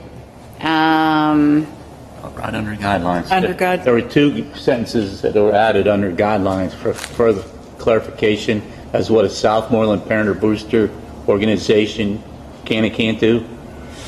So and I'm also having an issue too, because it looks like this should be in a draft form. We should still be able to see our old policy. And for some reason, it looks like this is like when you click on policies, this is what's coming up. It doesn't say it's a draft. It says it's active, and that's not true. It's still a draft. If that's what's that. That's why I was really confused, because I don't know where the bolded part for an organization to be recognized, the Southmoreland Parent or Booster Organization. It has to do these things. You're right. That's new. That should be in the draft of a policy. Our current policy is not listed, and I don't think that's right. We should be able to see what the policy used to say, and we should be able to see what you wanted to say. No, you're correct. That the draft has been improperly uploaded and it's been written over the regular policy. So you're right. That seems to have been an error. So I think that if you want these guidelines to be a part of this, I think that obviously we're basically making a new policy anyway. I think that in the policy, it should say all organizations must comply by the booster guidelines if that's something we want them to do. It does say that in here now. Okay. So it says for an organization to be recognized as a Southmoreland parent or booster organization and maintain that designation. Fully comply. I see. Must fully comply with the guidelines. But I agree with you that this should be in drafts. Mm-hmm. Yes. And I also think it's important to understand that anyone can create a booster club or an organization. We can't really decide as a board who makes a booster club or not. They don't have to be.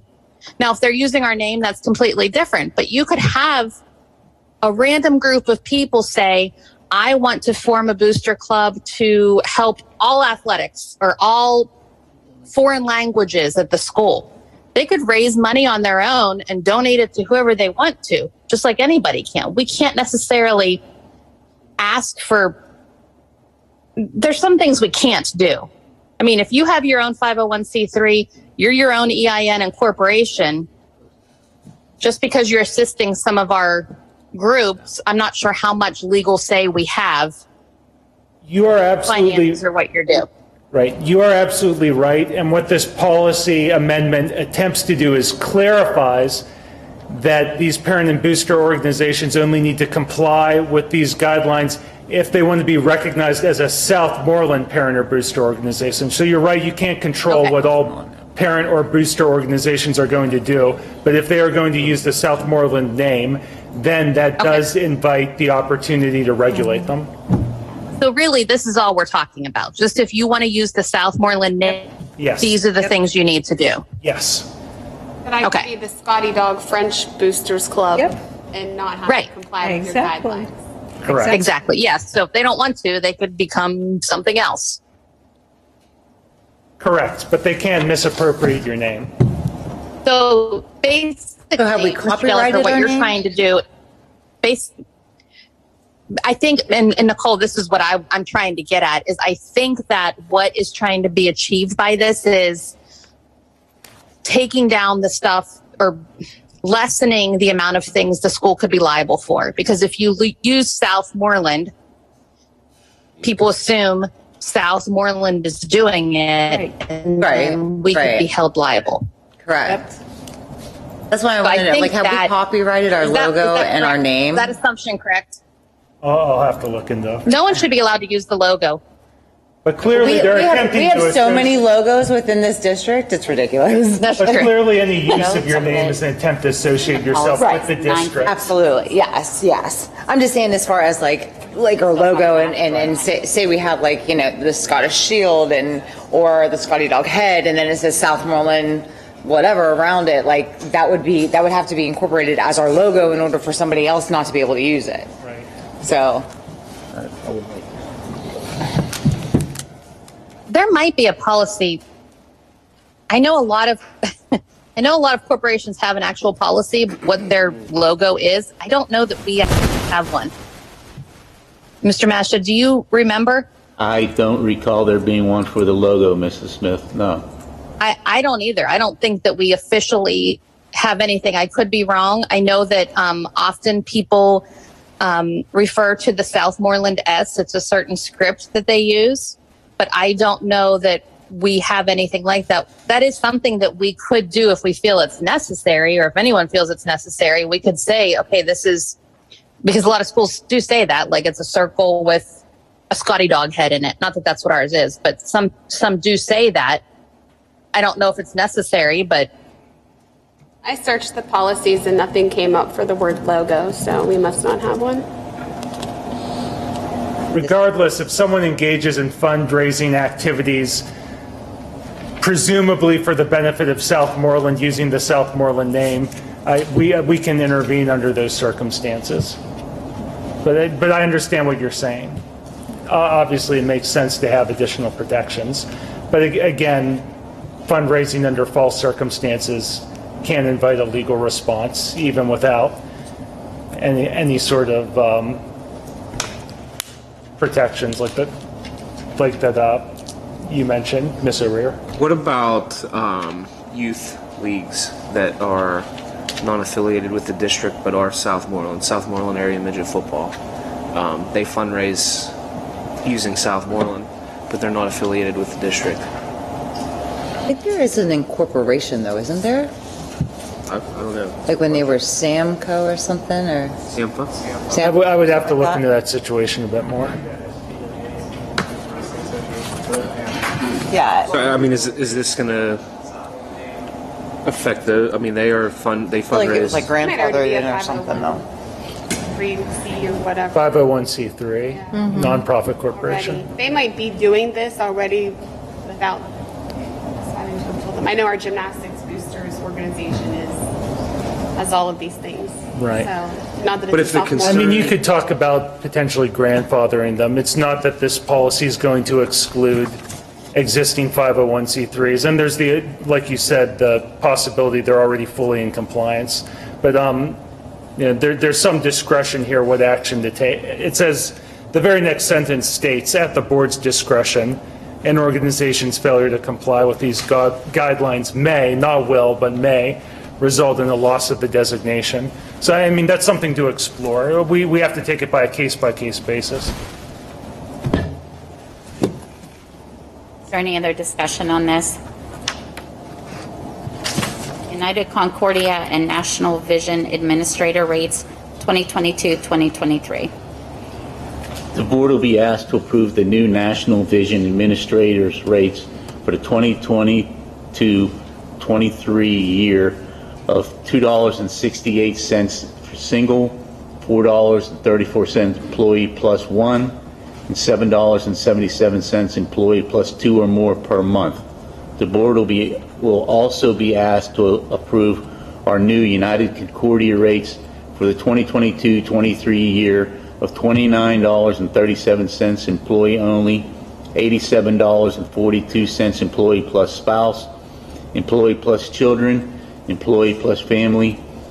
Rates are per month. Discussion? Holy crap, that like quadruples in price going from a single employee to an employee and spouse.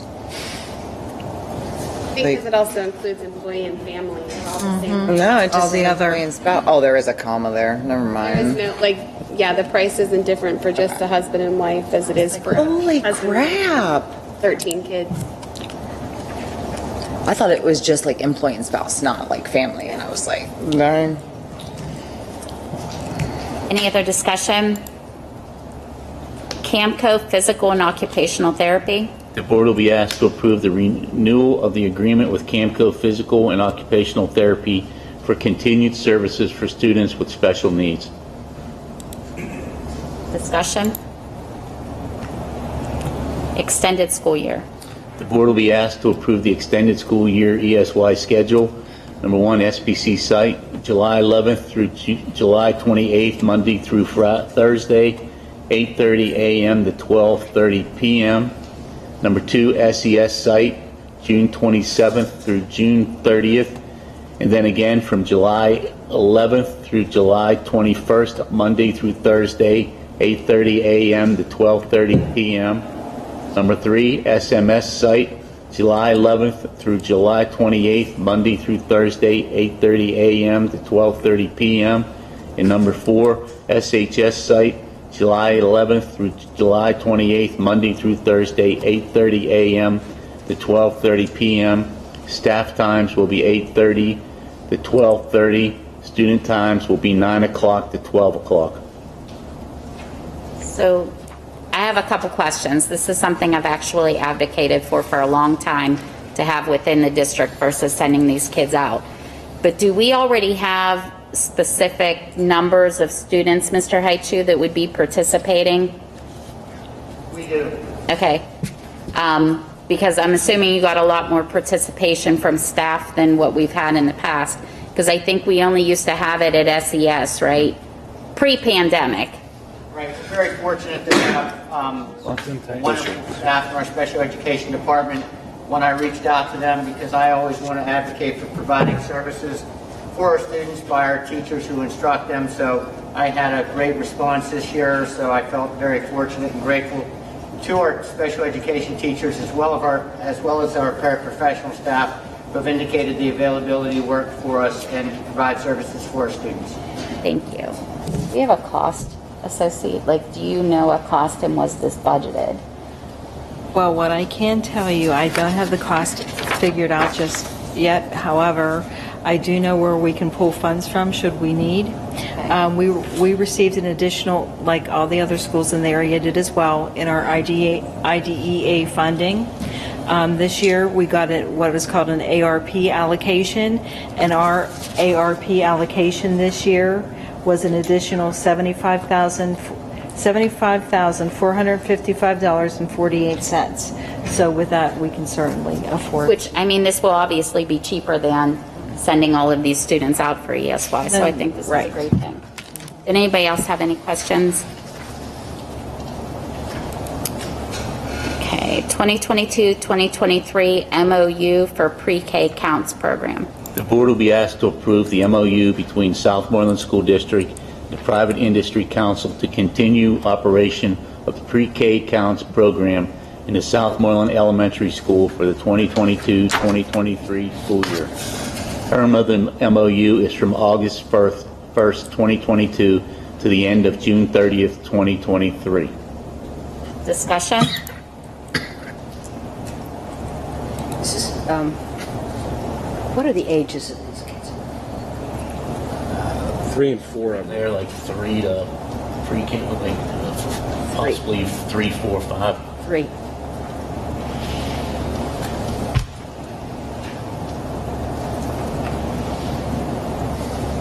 Any other discussion? New Directions program for 2022-2023 school year. The board will be asked to approve the renewal of an agreement with New Directions for the 2022-2023 school year. New Directions is a licensed private academic school and licensed partial hospitalization program offered by Chestnut Ridge Counseling Service.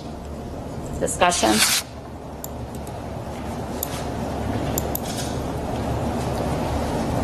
Approval for emergency work needed on high school facade. The board will be asked to approve emergency work needed on the high school facade by Wilson Restoration Incorporated in the amount of $13,250. Discussion. Are we going bankrupt? Like, we have so much money going out for ridiculous repairs. Oh, wait till the guys from Garland come back and talk to us truly about the high school roof in the 3-year plan. It's frightening. I'm sure we're looking at several $million.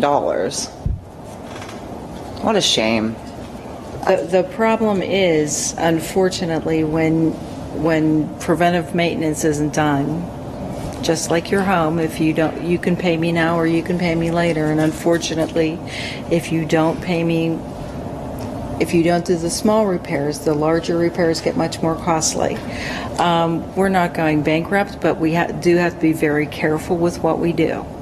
And that's why we need to, make sure and take care of take advantage of every ESSER dollar that we have and spend those wisely for some of the building repairs that we're going to do. Utilize funds instead of utilizing general funds for ESY, utilize the additional IDEA funding, that type of thing. You just have to kind of try to do that type of thing. And then obviously at the end of the day, give you guys the options and and that's why, I'm trying to work with Mr. Masha and develop the 3-year plan so that you guys have a better idea of where we are headed, because I think when you short range plan for a period of years, that's unfortunately the situation that you get yourself into. If you're just looking at a period of 12 months, things may not look all that bad. But if you're looking at a period of 3 years, a period of 5 years, and you're looking at your capital improvements that need to be done, that haven't been done, that's where you come into a situation where you have to plan for the future, and that's what we're trying to work on and get and educate everybody so that we know where our problem areas lie. Do you know if we have, speaking of things that need repaired, do we have any idea of what's going on with any of the playground equipment at SBC? If there's been any new reorder, because it's been damaged for so long, and there's certain items kids. I'm sorry, what type of equipment did you say? The playground equipment. There's money in ESSERs. We do have money in ESSERs for that. Right, I just didn't know if there was any development on it. No, I did have a number that I had used of a playground supplier years ago, and Dr. Clara and I several months ago tried to contact them and to no avail. So we've got to research for some additional information to get that. But yeah, it definitely, we have it for there and also for SES, I believe as well, Dr. Clara. And one of you reach out to South Greensburg. Yeah. They put in a beautiful playground over there. Okay. It's an all-inclusive playground. It's fairly new. They should be able to give you a name of who, and you have a wonderful resource sitting right back there in Miss Charity Colbank, who's ordered some playground equipment for Scottdale recently through grants. And it's beautiful. So we should be utilizing that resource as well, because I'm sure she has a... I'm sorry, what? Thank you.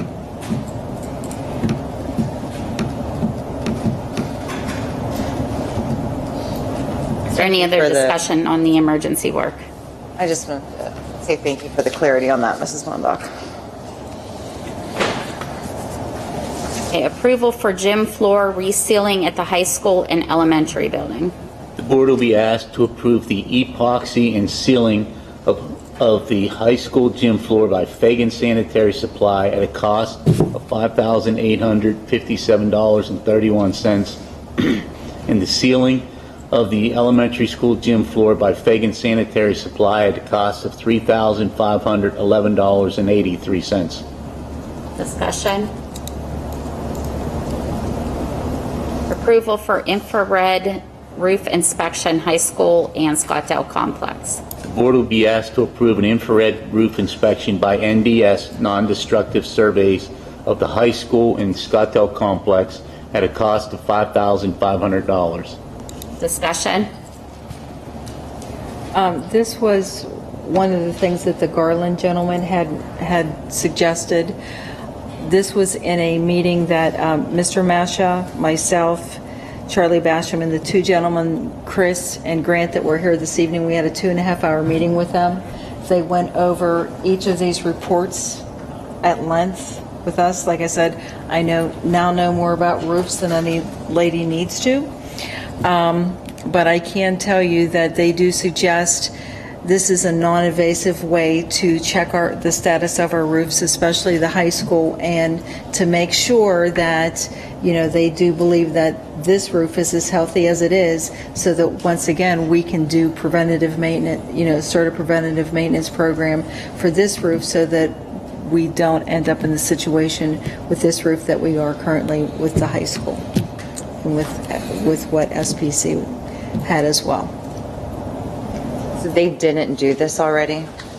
They did not, no. Like I said, everything that they have done for us thus far has been free of charge.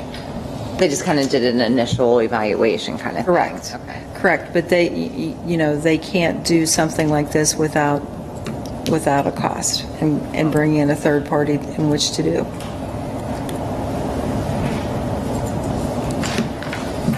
Is there any other discussion on this? A request to advertise for bid for athletic supplies. The board will be asked to authorize the athletic department to place an advertisement for bids for athletic supplies for the 2022-2023 school year. The dates for advertisement will be decided after all bid lists are received from the coaching staff and reviewed. Wow. Discussion. Bidding of old district vans and unused items via municipal bid. The board will be asked to grant permission to sell one district 2005 Chevy van, VIN number 1GC GG29U951248342, and one district 1997 Ford truck, VIN number 1FDHF26HIVEC7335, and unused food service items to be placed for bid via municipal bid. Discussion. Just as municipal bid, that is actually something that I learned about when I was at PASBO, and then in a meeting, Charity had said that she had utilized them in the Scottdale borough, so I had asked her if we'd received approval from you folks, if she would assist me with it. And just so that you all know, the van nor the 1997 Ford truck, my understanding is neither of them are running. So that's why might as well get rid of them. Might as well get rid of them. I was going to say, does that municipal bid only go out to, like, say, our area, or is that, like, anywhere? I believe it's anywhere. Yep. Oh, Yeah, it's a website probably. It is. I don't know, I've never heard of it. Cool. Any other discussion?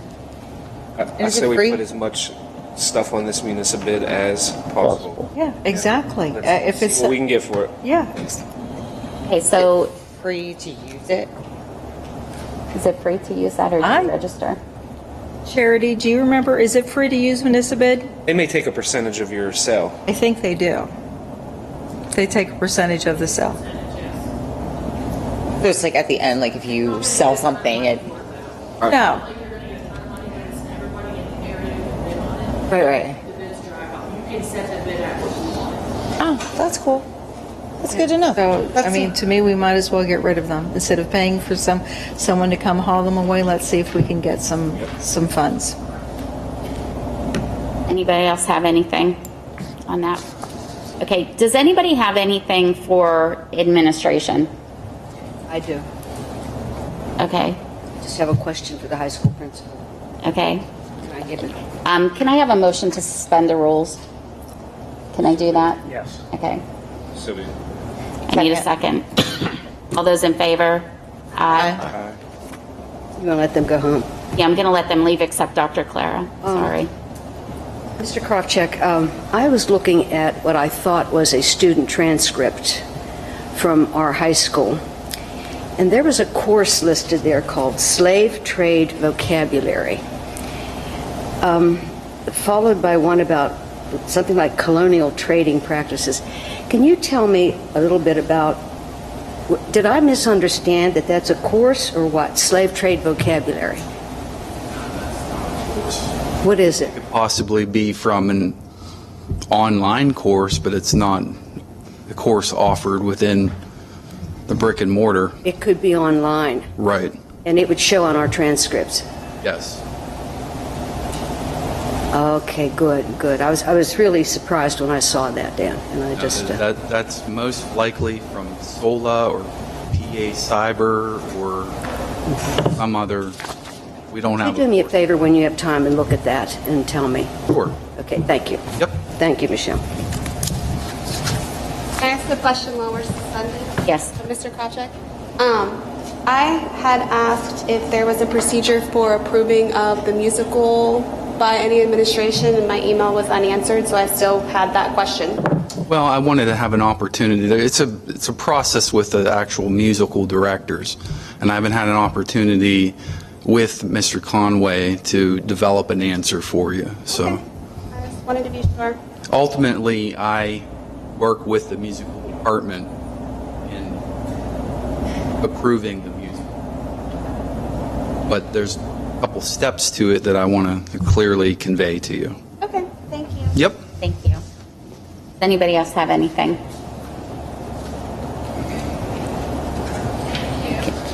Do you have something? I just wanted to clarify something if you're going to dismiss us. In the personnel section, Yes. where it says Brenda Perth's resignation retirement, Yes. that would be a 5.25-hour position. What number is that? Sorry. Item number 12. 12, okay. And then the 5.25. is 10.25 per hour. That is section number 10. Brenda, wait, the amount of time, Brenda, is 5.25? 5.25. And then item number 13, the dollar amount is supposed to be $10.50. So that can just be put for next week, right? I don't need to have a... Correct. Yeah, we haven't formulated that agenda yet, so nothing needs to be amended. Actually, I Number think 12 and 13. I think it was fixed on the. You're welcome. Yeah, have a good night. Is that it? Thank you. But we're looking at item 13. Oh, you're looking at item 13? That does happen to be the same amount. She's our elementary. Item 13, She's been here for the dollar amount's $10. Yeah. $10.25. Well, she originally was I'm on saying Delphi. for- She was the principal. Well, that's the secretarial. Yeah, she was administrator. We were She- discussing item 13. Oh, I'm sorry. Oh, yeah. I gave you the wrong one. Middle school principal. Yeah, because number Now- 11. So it's number 11, you were right. Yeah, number 11 is 1025, and it's. Oh, then It does say, it already says it, it's fine. Yep, must have Fine. not. Okay, so do I need a motion to go back in, or am I, okay, I can just keep going. Doesn't need to. Just want to see it. Yeah, she looked. Yeah. Great, it's great. Yeah, she looked. Okay, moving on to personnel. Hiring of administrative assistants. The board will be asked to approve the hiring of Sonia Zavrosky as the SES Principal Administrative Assistant at a salary of $35,360 plus benefits, and Amanda Springer as SES Building Administrative Assistant at a salary of $33,280 plus benefits. All clearances are current and on file with the administration. Is there any discussion? Wasn't Mrs. Springer, wasn't she a paraprofessional? Mm-hmm. So do we also need to advertise for that when we hire her? Okay. And I didn't know about the other one. I just knew of Mrs. Springer. also, we had talked about bringing them in for overlap. Yes. And plus, now these salaries, do you want them to be for next year? I would think. Yes. Yes, not, okay, Correct. perfect. So we're going to have to put something in the board, I would think in the board motion to state that. This is their salary beginning the- July. For the 22-23 fiscal year, yeah. And also, this is So what would their salary be now? What are we, if there's going to be overlap and they're going to start? You'd have to give them a daily rate. Could we, So what would that be? could we use this? That's a very good question. Yeah, I mean, we have to have something. Yeah, she's so smart. Calculate that and know it before the vote. Yeah, next I mean, week, and do you want, maybe well, incorporate it here's into my, the agenda. here's my question. So the new, it's not the new agreement says this is what the new hires are. So since it's for a time period, because could we calculate this into daily rates and pay them like May 1 through June 30th, that daily rate, and then have them still retain this amount for the 22-23 fiscal year? Are they coming here for 2 full months to work overlap? Is that when you're saying May 1st to July Well, or June? I'm saying May, but actually, I don't know why, but I thought we were looking for 4. yeah, we don't want them 2 months. I'm sorry. We actually want them for just a month.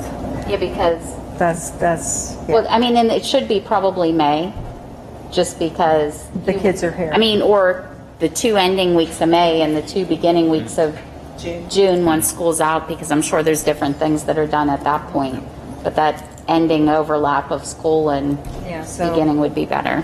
But I'm I think we have to do exactly what we do for any other employee. If a teacher's hired in April, they get their pay. I mean, whatever that is per month or per pay, that's what they get until the next year. So, right, but they're only going to come for like a 4-week period. We're not hiring them starting next week. Like they're technically hired for. They should get paid for whatever job they're doing. They can't continue to get their paraprofessional or their sub pay if they're training to be. Correct. I understand what you're saying, but they're not going to start right now. They're going to start like the last 2 weeks of May into the first 2 weeks of June or whatever. And here's the other part of this.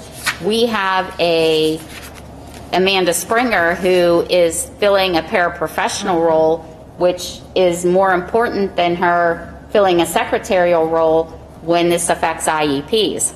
So I don't know how much time you're going to be able to get with her in an office while students are still here. You might not get anything. So she might be still filling her paraprofessional role until June 3rd or June 2nd, whatever that day is. Should this have a start date on it to say like? Well, I think this should say, Effective. yes, 2022, 2023 school year, and then and then approve a certain amount of time for them to be trained. And right I think now, that whenever they start training, that should be their start date. so you would have to, I mean, yeah. Yeah, decide May 14th or 15th, whatever day would be the Monday. That's when you're starting. That's when your pay starts. What's the official resignation date on this draft? Well, you just have to get there first. I think it should be 2022, 2023 start. Let them finish in their roles this year. Because you're not going to find anybody to fill that paraprofessional job. I think But our secretaries retire on July 1st or June, Right. some of them in June. Right, June 30th would be their last day is what day they would move. You have So one why don't- retiring and one moving. Well, I mean, So I think you could say this is, and then you're going to have a 1 month overlap where you'll technically be paid what your salary would be had you, and you would start your benefits. But I think that starts June 2nd, like when school ends. For Amanda. Yeah, and I think Sonia continues in her role as she is because she's subbing. I don't think I don't think it's fair to start her in her new role and not start Amanda because basically that's penalizing because we have you in this other role. Yes, sir. When I came to Southmoreland from Gateway, I wanted to get input in before I started, and I received low salaries at that time. I was getting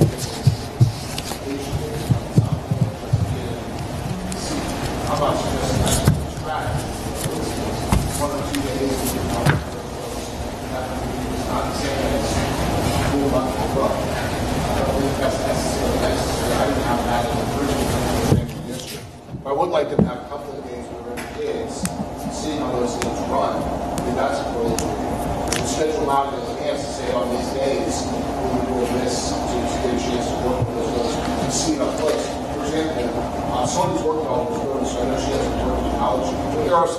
specific things that are special to them that you should see. Amanda, same thing, has worked in that capacity, has helped in the office many times. She hasn't worked in knowledge, but there are some specific things that you should see. So maybe a way of approaching it would be to have them schedule out a couple of days in May, not a full week, certifying coverage for somebody for that long, and give them a chance to work with those people in that setting, and then in June have them do more of the where we're not looking to have them miss things. And then That's an option. we could just calculate that out to pay a daily rate. Just something for you guys to consider. Again, I think we don't penalize them for wanting to be. From the 35 and the 33. Okay. There's got to be a balance there between what we're doing and what we're asking them to do. Whatever that's worth.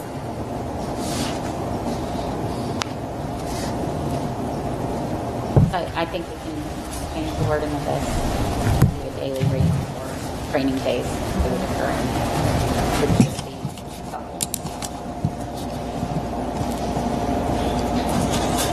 okay. Any other discussion on that? High school yearbook sponsor. The board will be asked to approve the hiring of Desiree Pollard as the Southmoreland High School yearbook advisor at a supplementary salary and $3,077. Discussion. Resignation of working building and grounds maintenance director. The board will be asked to accept the resignation of Charlie Basham as the Southmoreland High School working building and grounds maintenance director effective May 6, 2022, and authorize the administration to advertise for the position. Discussion. Michelle, I'd like to know a lot more about this. We have had serious problems in the past when Mr. Masha had to hold down 2 full-time jobs, right, Vince? You'd help it, okay. If we approve this on April the 28th, he resigns on May the 6th. That's 6 working days, and then we have no one. You can't even advertise a position until it's been approved. Who's going to cover this position? Are you going to do it again, Mr. Masha? Are you going to do it again? I would like not to. I have a lot of irons in the fire working towards the 3-year plan and academic plan, so. Is there any way we can ask this man not to do this, to stay with us? I don't think. Okay, so I need a motion to go into executive session. Motion. Second. All those in favor? Aye. Can you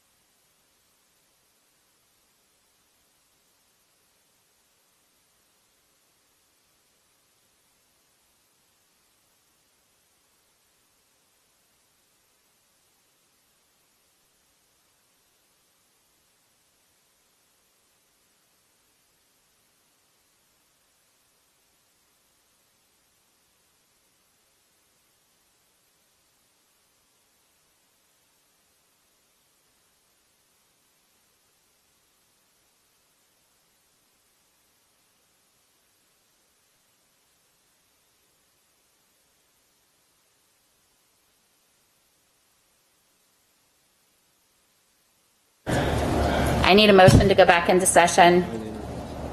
I need a second. Second. All those in favor? Aye. Opposed?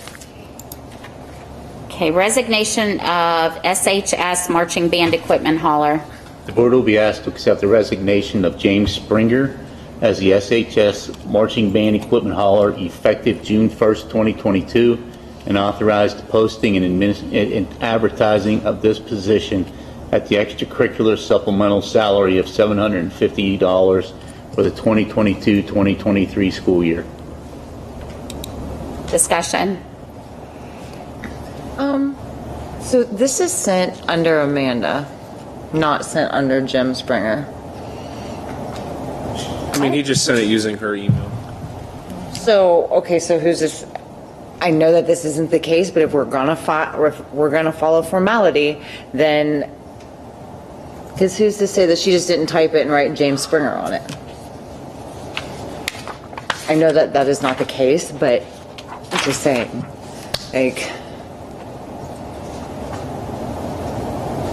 What if they don't have their own email? I mean, doesn't he have a personal email? Or I don't know. I'm just. Well, we could independently verify it with him, and if he has the opportunity to rescind his letter of resignation, and he can, if it didn't come from him specifically, we can clarify that. So that's very easy to address. Any other discussion there? Okay, resignation band percussion instructor. The board will be asked to accept the resignation of Taylor Gephardt as percussion instructor with the marching band effective immediately, and authorize the posting and advertising of this position at the extracurricular supplemental salary of $1,400 for the 2022-2023 school year. Discussion.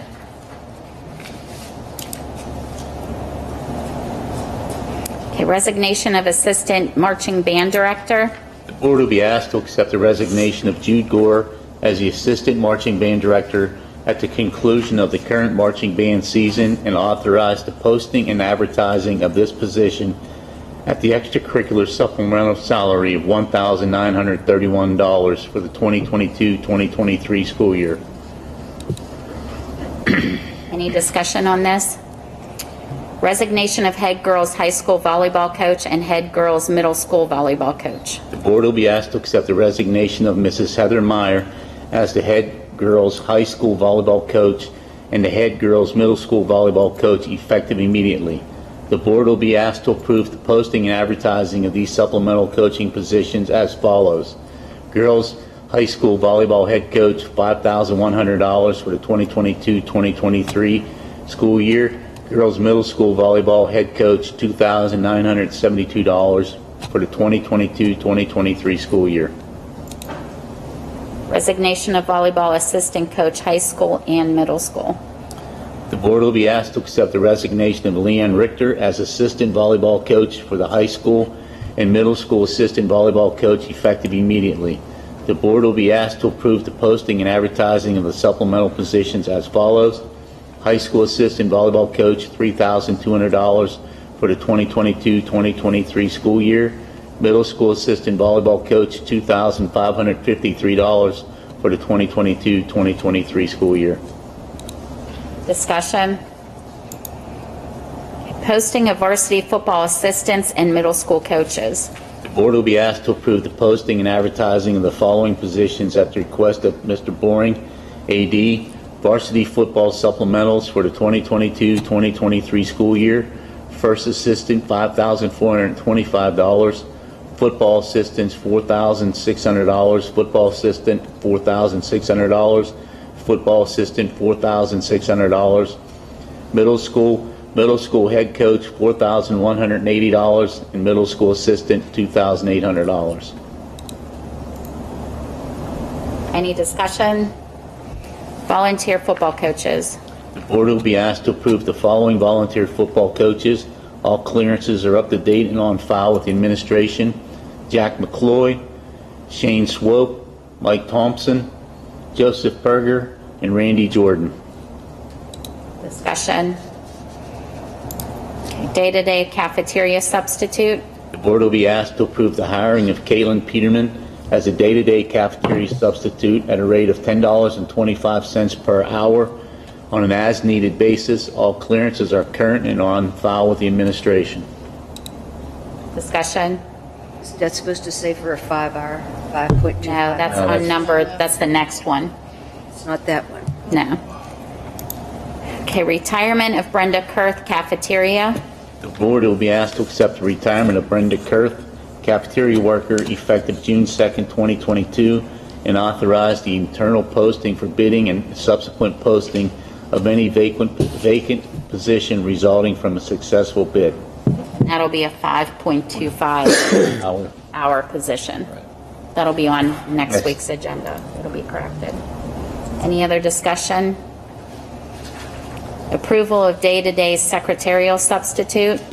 The board will be asked to approve the hiring of Amy Kessler as a day-to-day secretarial sub at a rate of $10 per hour on an as-needed basis. Clearances have been updated and are on file. Discussion.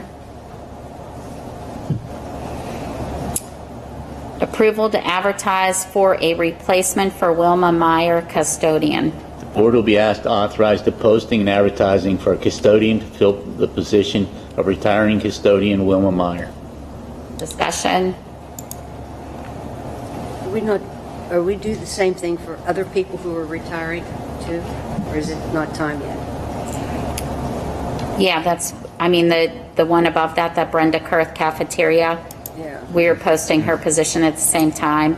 For some reason, last month, whenever Wilma retired, we did not, this wasn't added to the agenda item. Is there any other discussion? Resignation of custodian Jessica Provlik. The board will be asked to accept the resignation of Jessica Provlik, part-time custodian, effective March 17, 2022, and approve the posting and advertising of this 4-hour custodial position. Is there any discussion? Has this person been here a long time? 16 years. How long? 16 years. Yeah, the Jessica girl. Is this the person that used to work at Roughdale? Yes, and I believe she started her own business.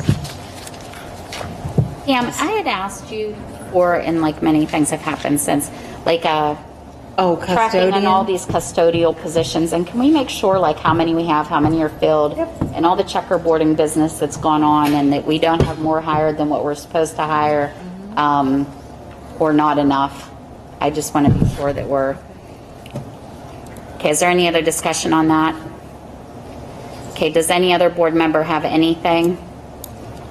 And I'm going to need to call for a 5-minute recess to allow anybody that's still awake to call in if they would like. Is this still the number, Peggy, the 640-2609? Yeah. Okay. So the number to call in, if you would like to call in, is 724-640-2609. I need a 5-minute recess to allow for call-ins. Make the motion. I need a second. Second. All those in favor? Aye. Opposed?